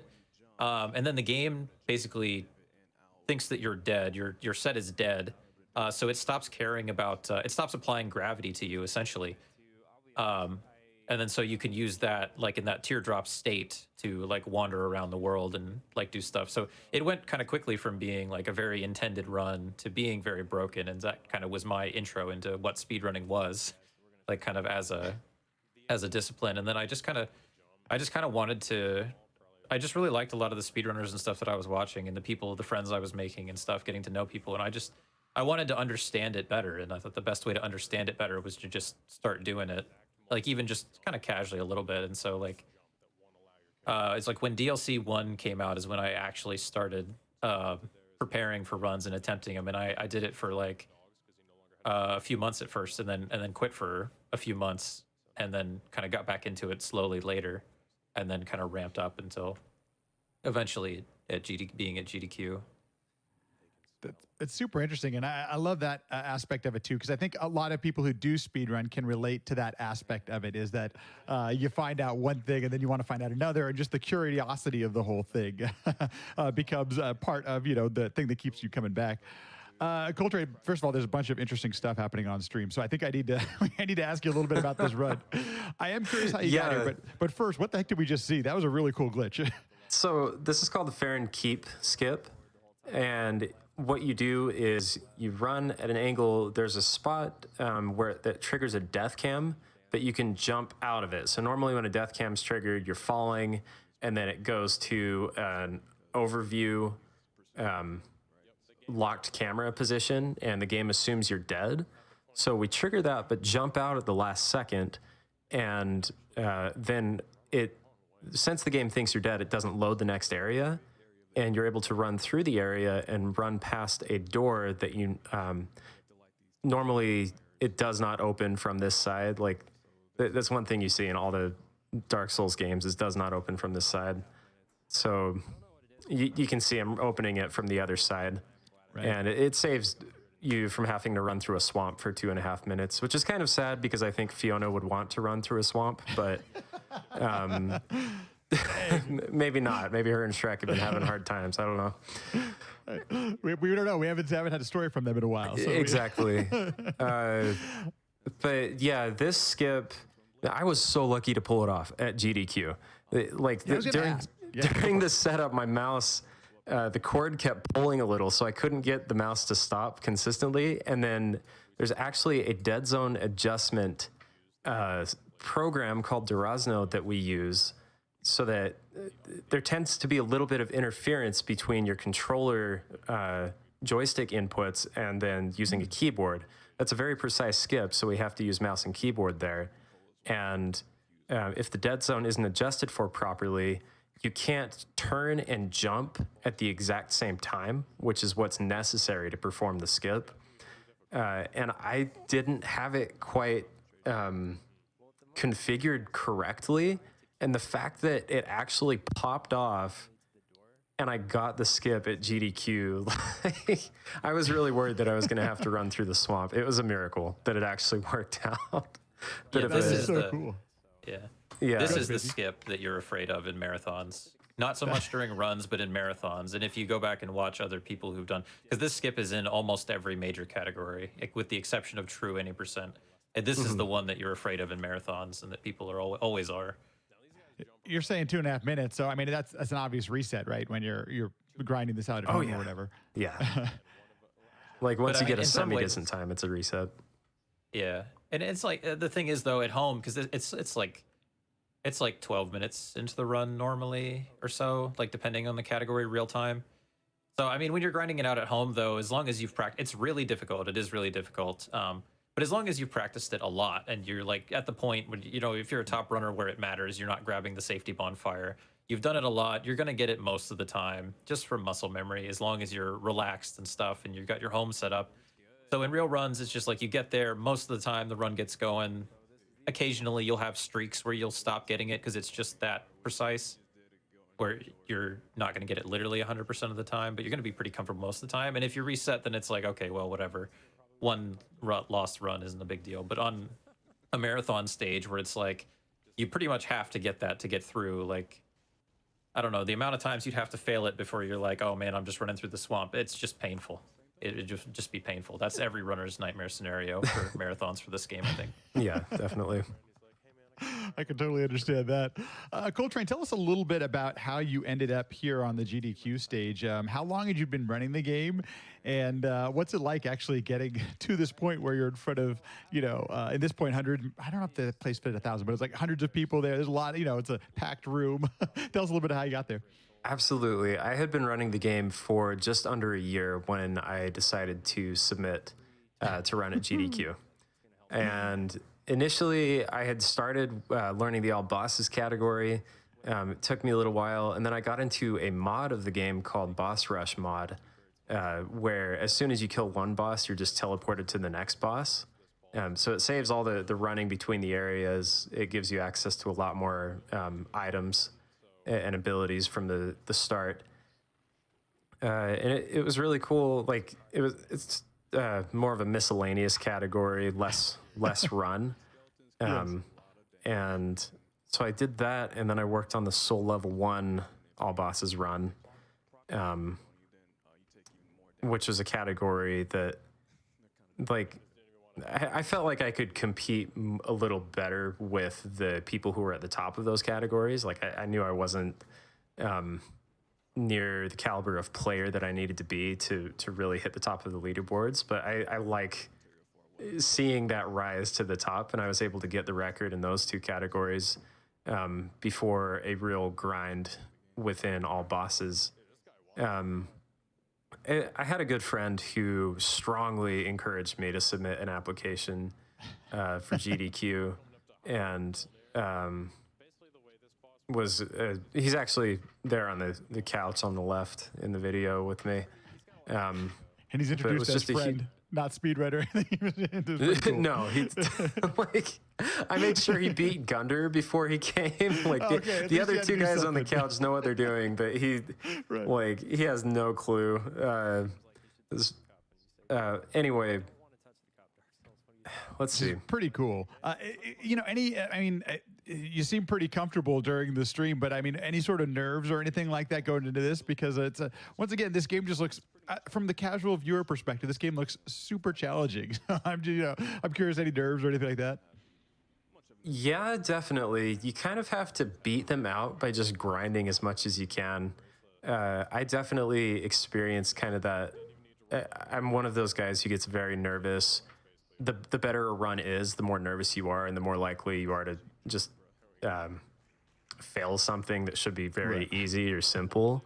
And so that's one thing I've had to learn to push through. And a lot of it has just been recognizing that there are so many things that can go wrong within the speed run, and steeling your mind against that by just constant repetition and accepting that like every run's a practice run. I mean, GDQ, I guess, can't be a practice run, but the nice thing is this is the way we did the run for GDQ is different from a regular speed run. This was going off of real time, whereas when we're normally speedrunning competitively, it's going off of in-game time. So the timer stops during loading screens, whereas when we're just doing races for tournaments or showcasing a run in this instance, it's just off of real time.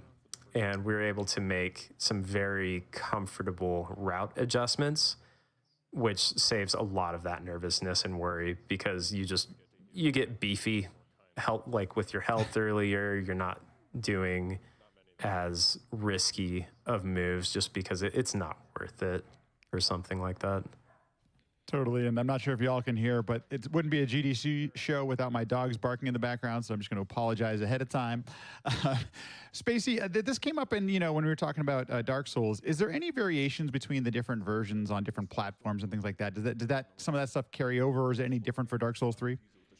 No, it's a lot of the same reasons that Kata mentioned why you generally would prefer to run on PC. There are some more specific, unique reasons.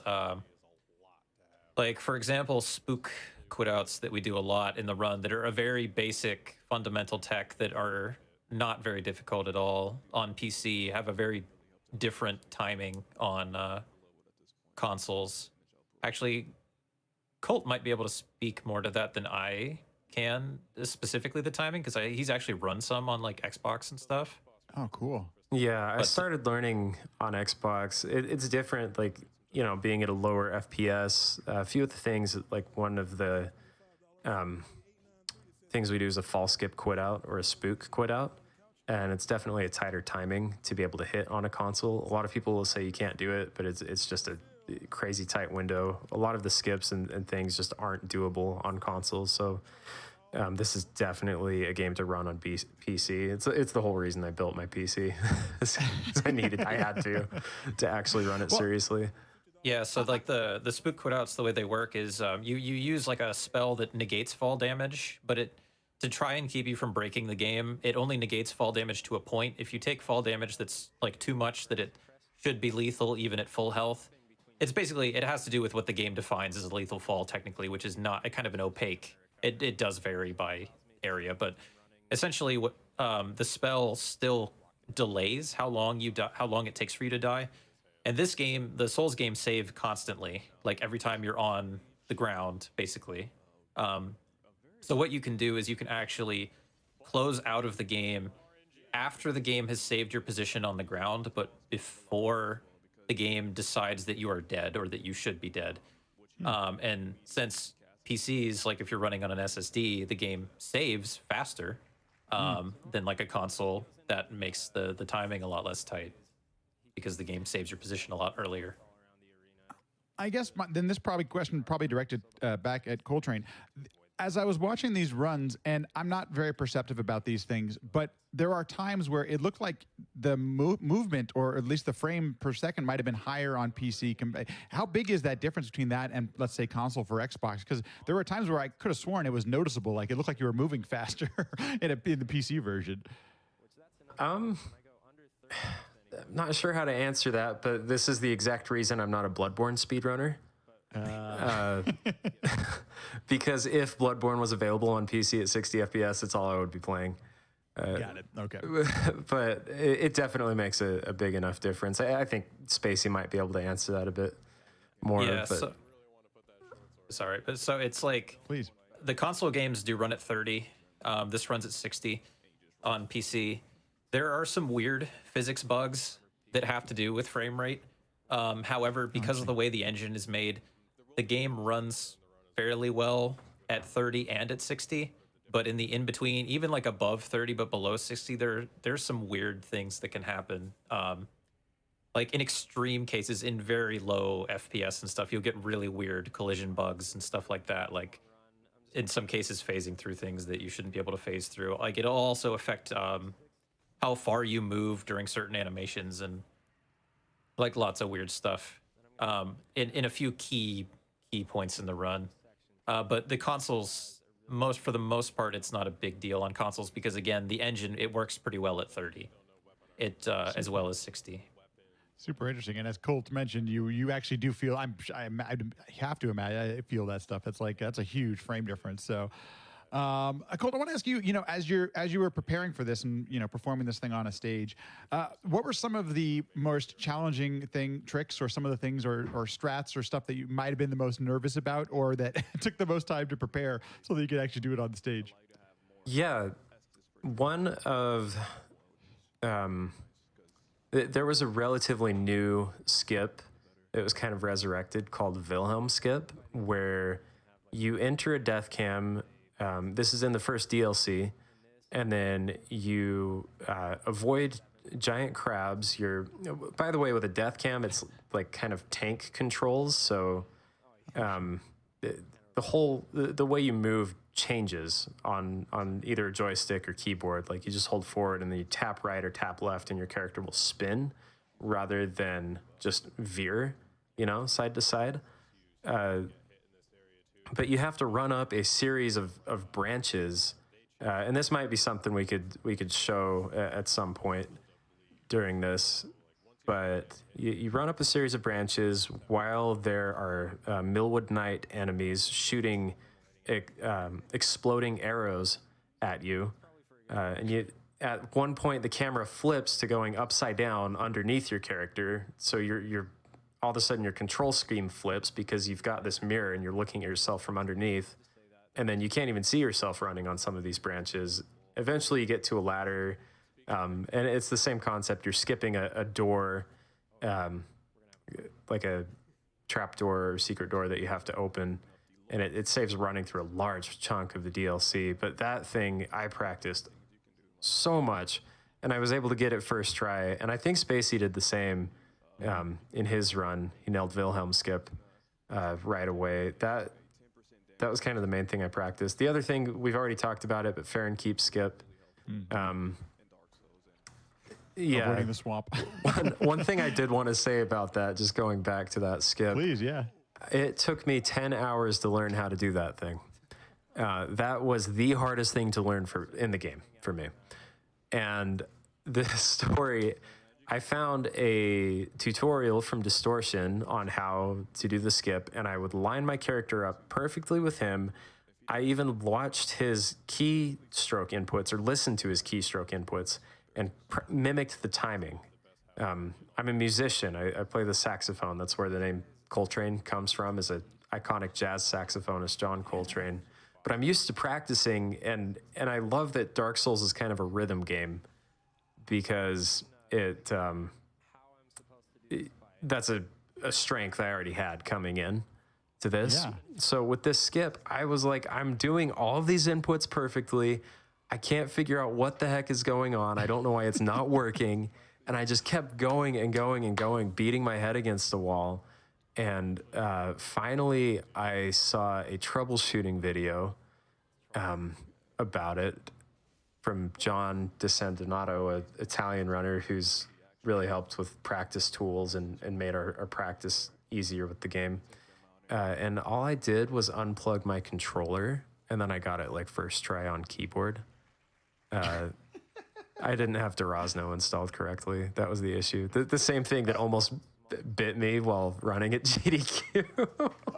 Yeah, we should probably explain controller versus keyboard skips Yeah, as well, because please. that's a big part of this run. I think so, yeah, because some of them are way easier on controller, and some of them are just, you need that accuracy on the keyboard to do. Yeah. But Yeah, so it's like Go for it, yeah. yeah, so like with a controller, you've got analog movement. Obviously, most people are used to playing these games with a controller. It's kind of debatable to some extent whether like it's technically 100% optimal to play with a controller as opposed to a keyboard. But there's a lot of weird binds you have to do for menuing if you want to menu on a keyboard and stuff, and you technically your movement's not the same. You don't have the same movement options at any given time. But with a keyboard, you can hit W and go exactly forward. and certain skips that are very precise in terms of timing, where you need to walk. You line yourself up. You need to make sure that you're walking straight forward, and then you need to turn exactly left. You, it's doable on controller, but in human terms, like you're talking about, like at a minimum, like you're gonna need to be practicing like controller like way more. Like every runner uses keyboard and mouse for those skips, basically. So how does that work practically speaking? Do you have to change inputs in the game, or is that something where you can keep both inputs going at the same time? You have them both. Okay. You might actually be able to see like I have this desk here. Like I got a controller and then I've got a keyboard here. So literally I'll just set the controller down and then hands on keyboard, like either during an animation, during a load, something, switch, and then just like as soon as you get the jump, actually like without losing time, you can pick up your keyboard. Yeah, that's actually what's occurring right here is a keyboard skip. This is the Irithel skip, and you can see that just the little mouse adjustments and then Oh yeah. a proper run and turn to jump over the railing. And is this technically out of bounds, something like that, or is that just a clip through something? How's that work? Yeah, it's out of bounds. Okay, interesting. And now Just you're back in hopping bounds. over a little railing. Is that unique to Dark Souls 3 as far as the speedrunning goes, or is that taking advantage of the multiple controller inputs for some of the other games? I think they do it for DS1. DS2 works completely differently in terms of inputs. Like you DS2 has like an auto run thing while you're menuing that you have to do on keyboard and then menu on control. Like DS2 is different in terms of speedrunning, but for like Bloodborne, sadly, they could use keyboard. They would love to have the option to keyboard for like sewer skip and stuff, but they have to just make do with controller. But I think DS1 uses keyboard for some stuff too. This is super fascinating. What we're going to do, folks, is I'm going to switch us over actually to Spacey's run at this point, because I think first of all, both these runs are just super endlessly fascinating. But I appreciate Coltrane sharing with us a little bit of the insight behind the scenes on how you ended up in this point. And I'm curious. I mean, is there anything else I know the runs? It's an hour and it's over an hour and a half, it's an hour 45 minutes or something like that. So. As I know we hit some of the strats and some of the technical stuff. Is there anything else you kind of remember or take away from that experience of performing on that stage? I absolutely loved it. This was GDQX. It was the first one that they had done that was at a TwitchCon. So that's a whole experience. I got the whole experience. My first TwitchCon. There were tons of other Souls streamers that I was able to meet, and we actually went and did a big after party. Went to a bar right after the run was done, and then went to an Airbnb and had like 10 other Soul streamers from all over the place. Just, I got my butt kicked at Smash, but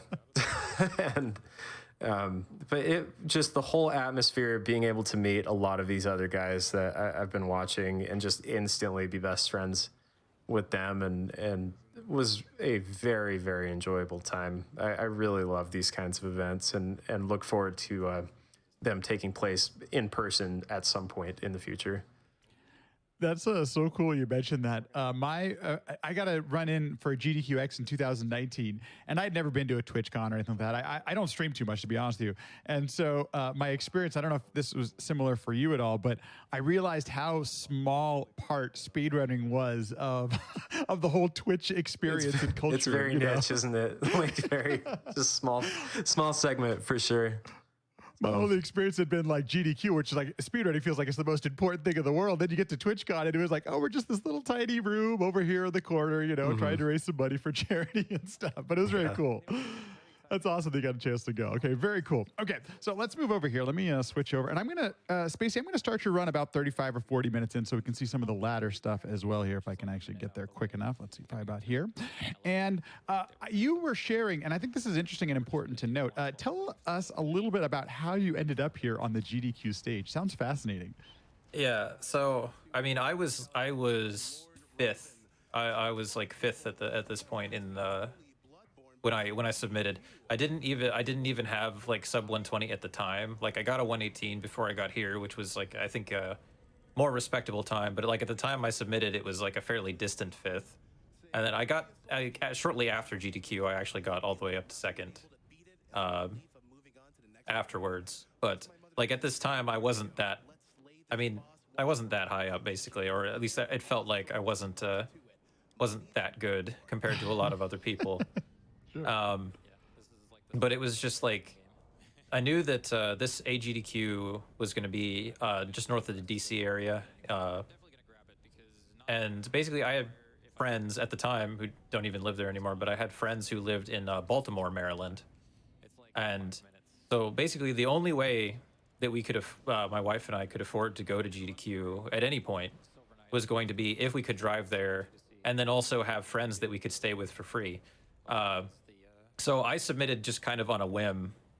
Like I was like, well, it's now or never. Like, you know, I wanted to go to a GDQ at some point, in some capacity, and then it was just like I got accepted, and then it was just blew my mind, and it was crazy. But I mean, that's what we had to do. So my wife and we drove down to Baltimore. It was about 7 hours from where we live, and then we were staying with them in their little apartment near John Hopkins. I don't know if anybody knows the Baltimore area, but it's it was a fairly nice apartment, but not a super nice area.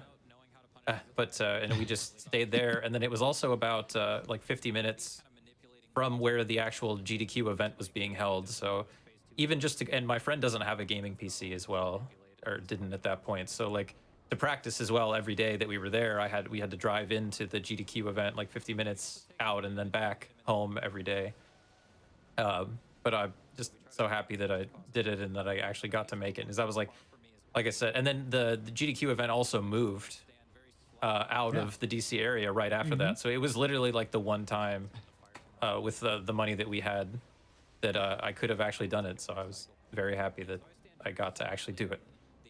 This is from Agdq 2019, and it was the last time that it was in the DC area, which is kind of interesting because that area is where the first GDQ ever was. And so it was interesting moving it there, and they went to Florida the next year. And so very cool that you got a chance to actually, like, this might have been the only time you ever get to do it. Kata mentioned it too, but you know, it's not cheap to go to these events, folks. And so, you know, it takes quite a bit of dedication, not just to preparing your run and submitting and all that kind of stuff, but to actually have, you know, the money and the time and all that kind of stuff to end up there on the stage.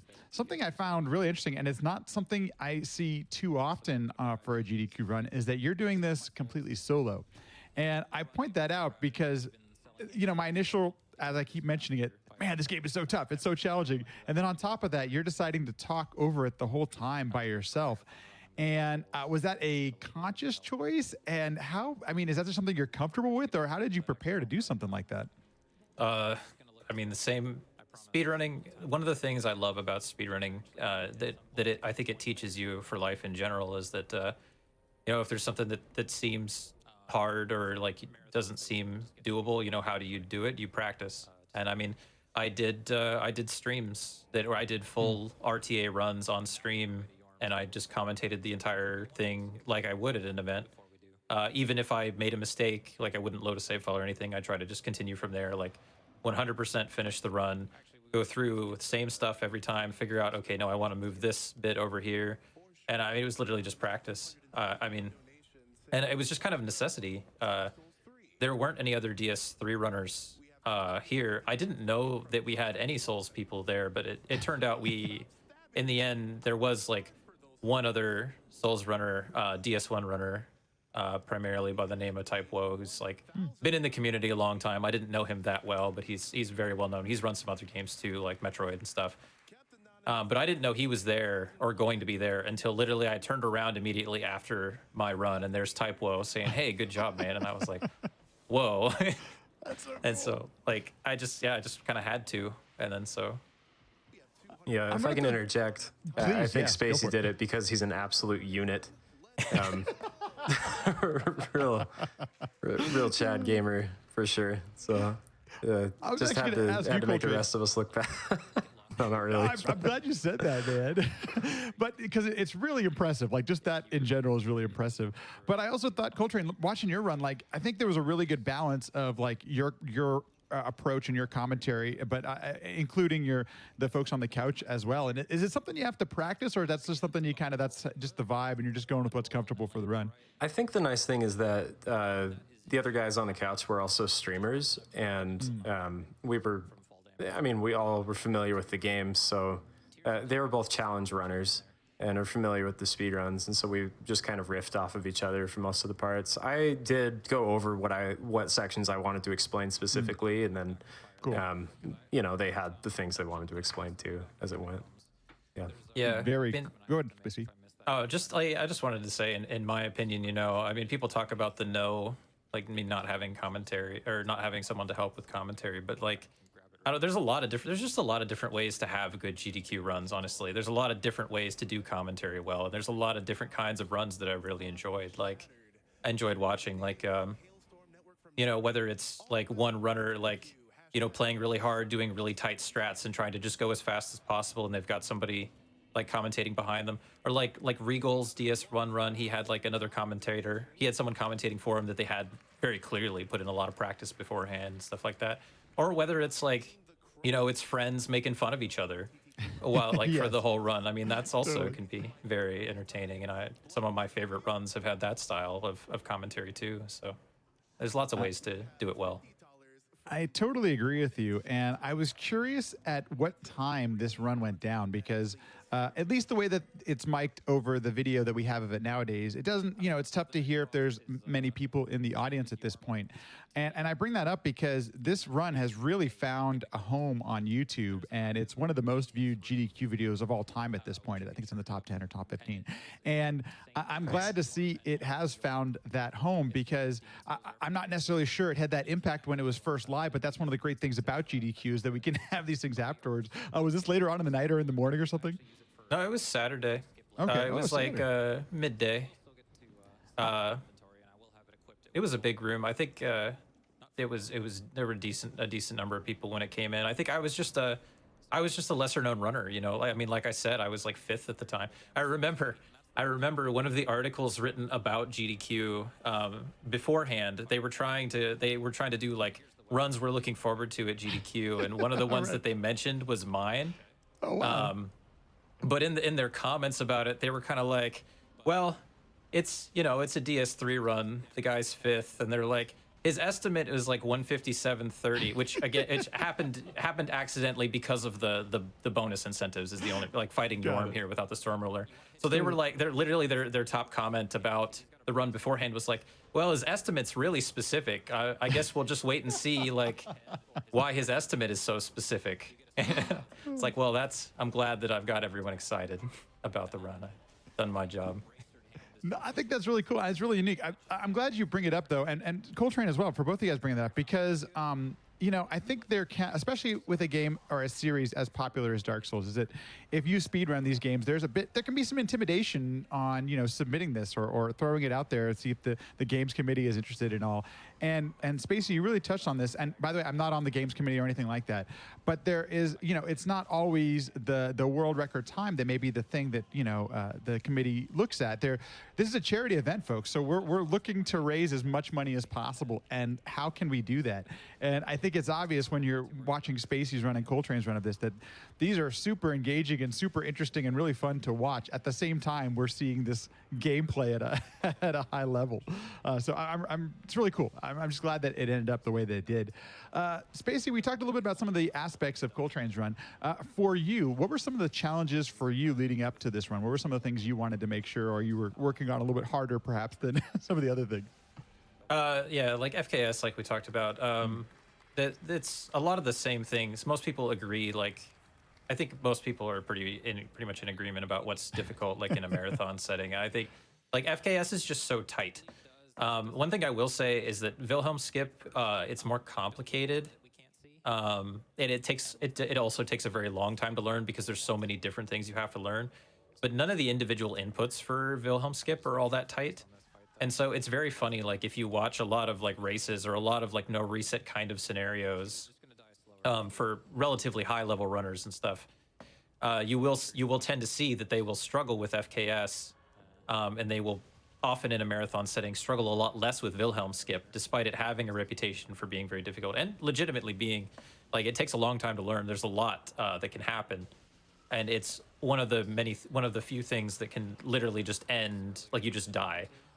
Like a lot of times, like Colt was saying during boss fights and stuff, we can get extra health for marathon safety, and it's not a huge deal. and you have to get hit like 4 or 5 times to die without being able to heal.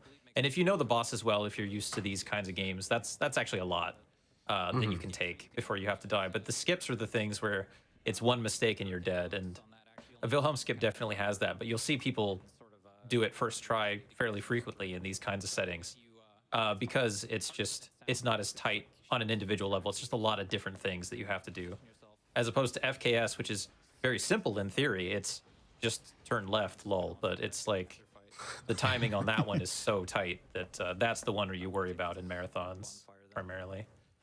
I got a lot less nervous after I got that skip done. I know in other speedruns, especially as I mentioned, I'm from kind of the platformers, 8 and 16-bit stuff, that, there are these really challenging strats, as you're mentioning, that we've actually found new ways to set them up that make them a little bit more approachable or at least a little bit more consistent. Has anything happened like that with the skips that you're mentioning or with these tricks that you're mentioning for DS3? Has the strat itself evolved over time?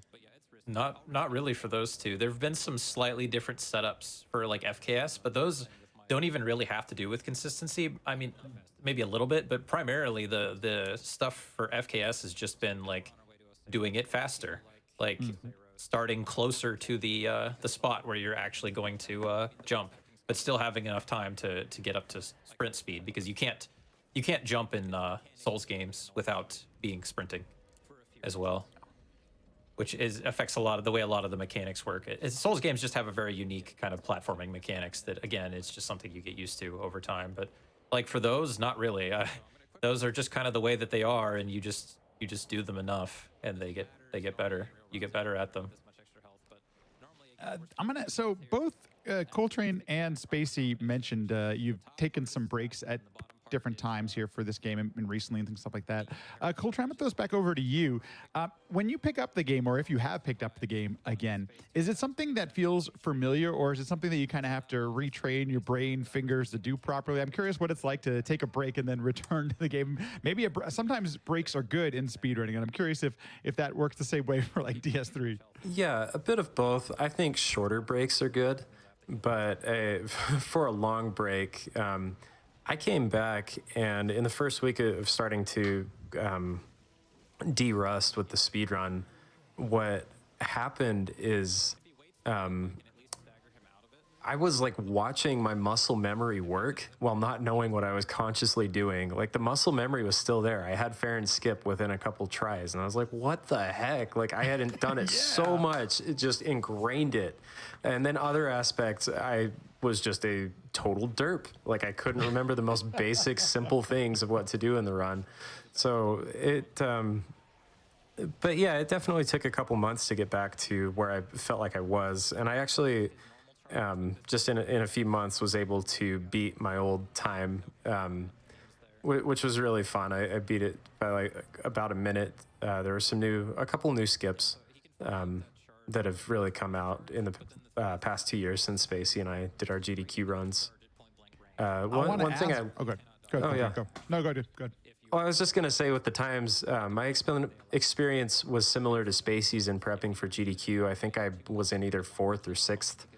I started speedrunning a little bit after him, and Spacey's awesome. He's the guy who kind of discovered my channel when it only had a few viewers and really helped me get in touch with the Speed Souls community and take off more as a speedrunner. And then we just started leapfrogging with each other's run times over the next year.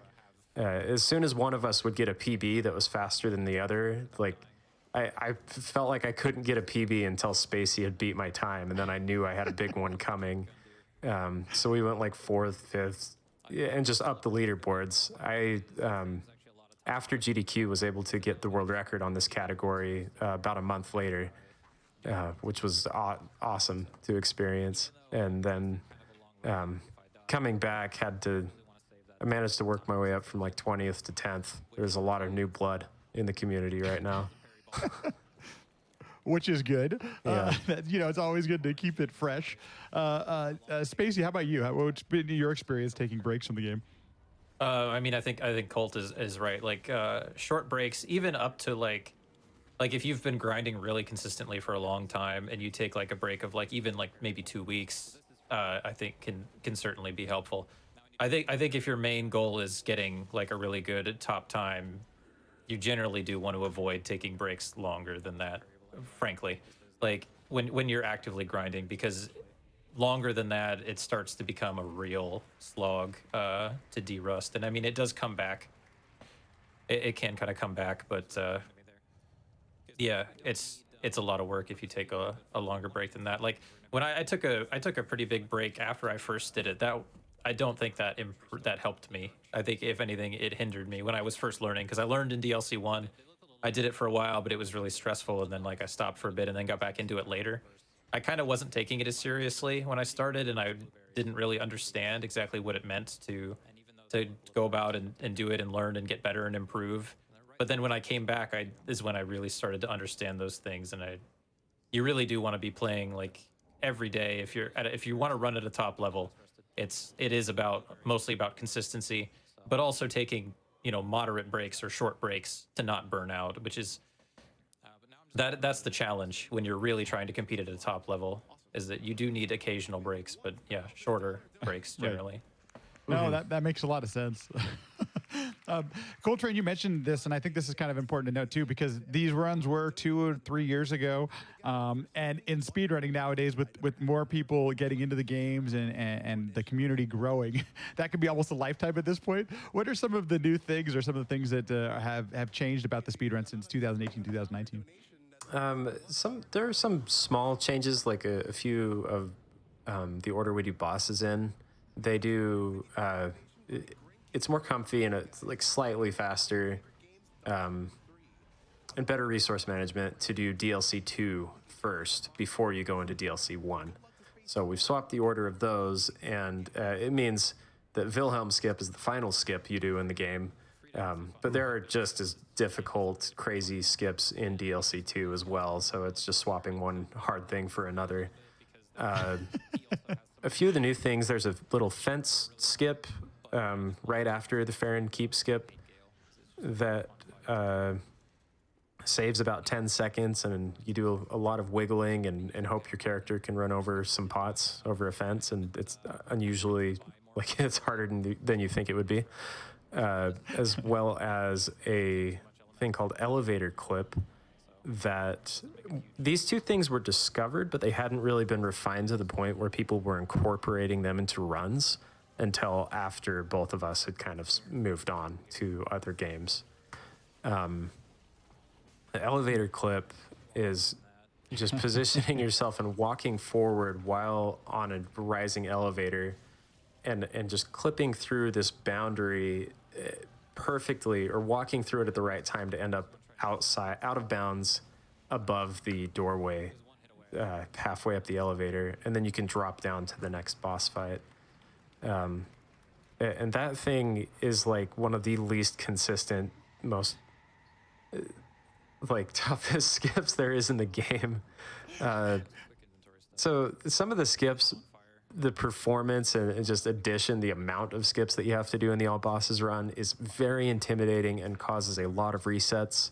At the same time, a lot of strats for boss fights have been improved on, and so there's kind of been an exchange. The boss fights are much more consistent in a lot of ways. Like there's one boss that's half light that used to notoriously kill a lot of runs. Still does, but there's a combo you can do on him. That is a lot, like, just makes it a lot more comfortable and causes a lot less resets. So boss is easier, skips harder, I guess.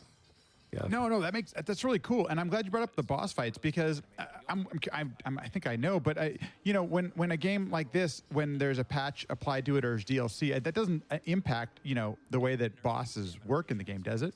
Like, that's pretty interesting we're still discovering new ways. Oh, it can. Okay, interesting. Yeah, like on current patch, Half-Light acts a little bit differently than on the old patch that we run on. The nice thing is that we're on kind of a middle patch. I think it was one of the first couple that was out once DLC 2 had been released, and we've just been on that ever since.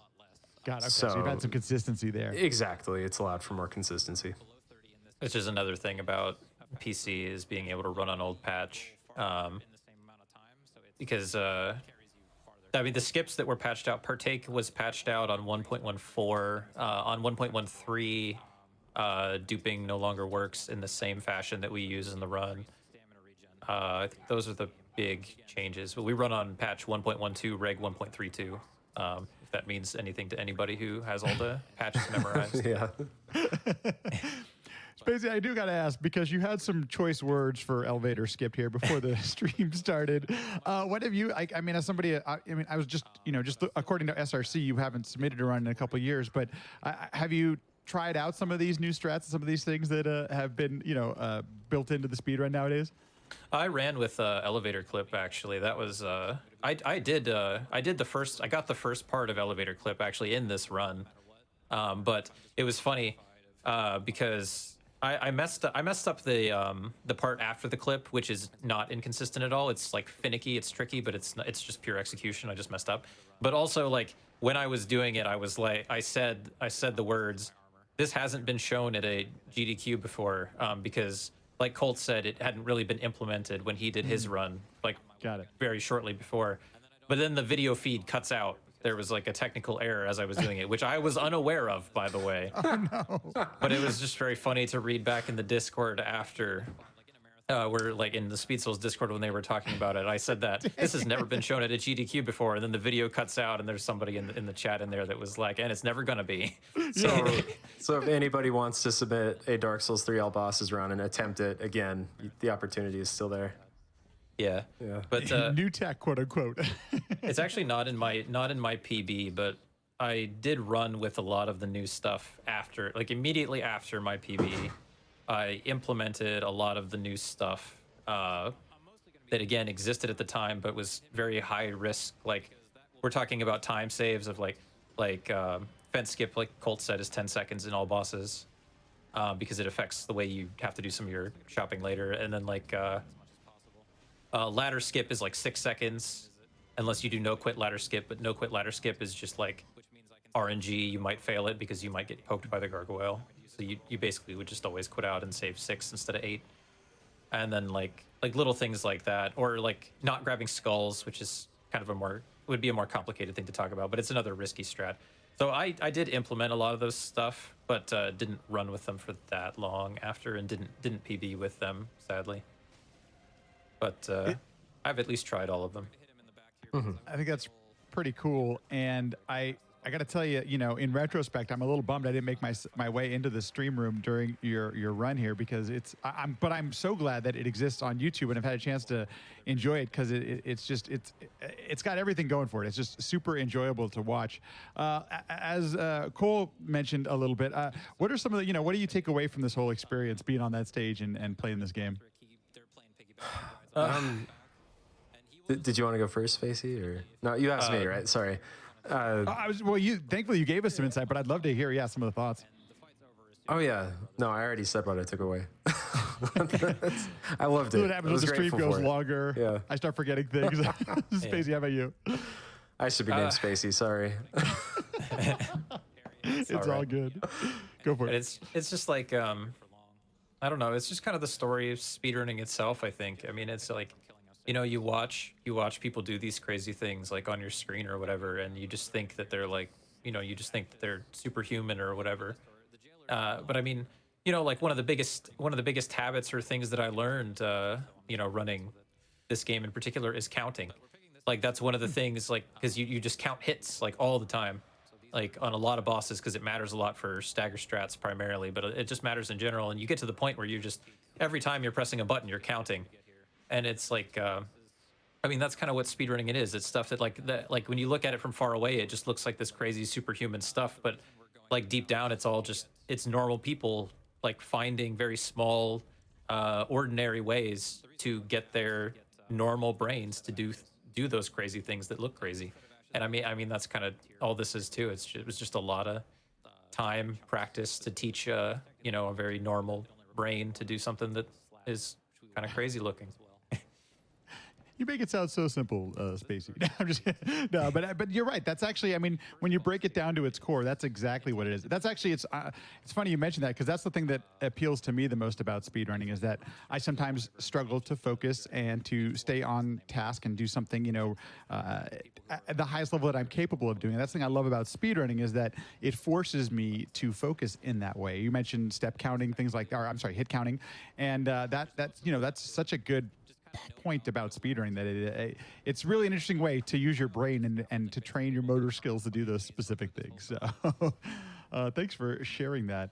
And thank both of you for sharing your experiences with this. I mentioned it at the very top of the stream, but these Dark Souls runs are some of the most watched and viewed speedruns we have on the GDQ YouTube channel. I think there's a reason that it's still to this day, it is super. I mean, both these runs are 2 and 3 years old, and they're just really fascinating and interesting to watch people, kind of destroy the game at this level. So I appreciate you sharing some time and giving us some insight. Coltrane, let's start with you. Do you stream? Is there a place people can find you? Where would you like to send people if they're all interested in this stuff? Yeah, I stream at twitch.tv/Coltrane_. I don't know if that's on here, but there's an underscore after my name. Otherwise, you'll get some guy that streams like Madden or something. A little bit different. Yeah, but I stream pretty inconsistently right now. I'm really working towards being able to just drop everything and no life Elden Ring once it comes out next year.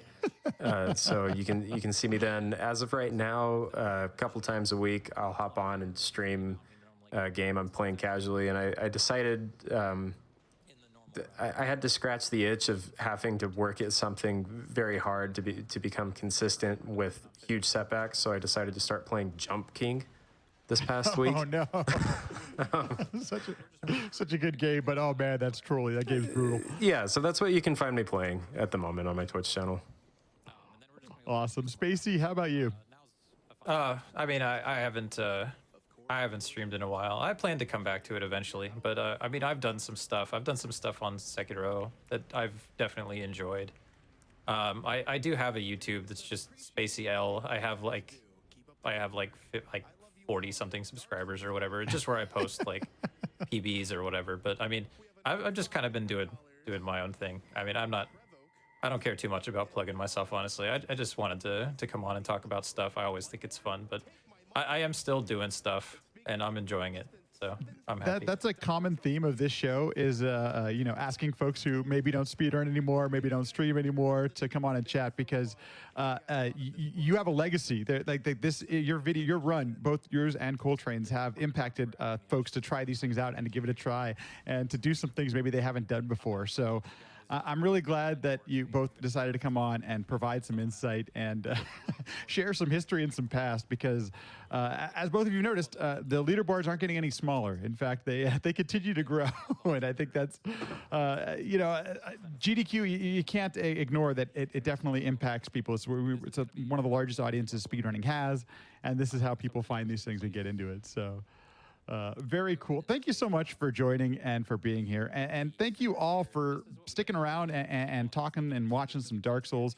Thank you to the audience. I want to just give a big shout out to everyone. Thank you for being here and watching. You're the reason that shows like this exist as part of the GDQ Hotfix, which we have content going on nearly the entire week. This show here, Games Done Classic, it's about once a month, depending on when guests are available and things like that. We are going to be doing a show next month that I can't quite announce yet, but I'm sure you're not going to want to miss it, I promise. It'll be similar to this. We'll be doing a podcast talking about some older runs in the old times and providing some insight that, you're not always able to get while you're doing the run there, because you're so focused on what's going on and the things that are happening on screen and stuff like that. So thank you all for making this possible. If you'd like to support what you see here on the GDQ Hotfix, if you're an Amazon Prime customer, you can sub with your Amazon Prime, or you can sub or bits, any of that kind of stuff really goes to help support all the content you're watching here on the GDQ Hotfix. That's going to be it for be it for me today. This is Games Done Classic. If you're at all interested in this kind of thing, I also host a podcast. It's called Sequence Break Podcast. It's at sequencebreakpodcast.com. It's got interviews with all sorts of speedrunners and developers and all that kind of stuff. So if you're at all interested, sequencebreakpodcast.com. Thanks all for being here. Thanks you for watching. Thanks for supporting. And I will hopefully see you in the next one. That's going to be it. Have a good one. See y'all later. Bye-bye. Adios. Take care. See you later.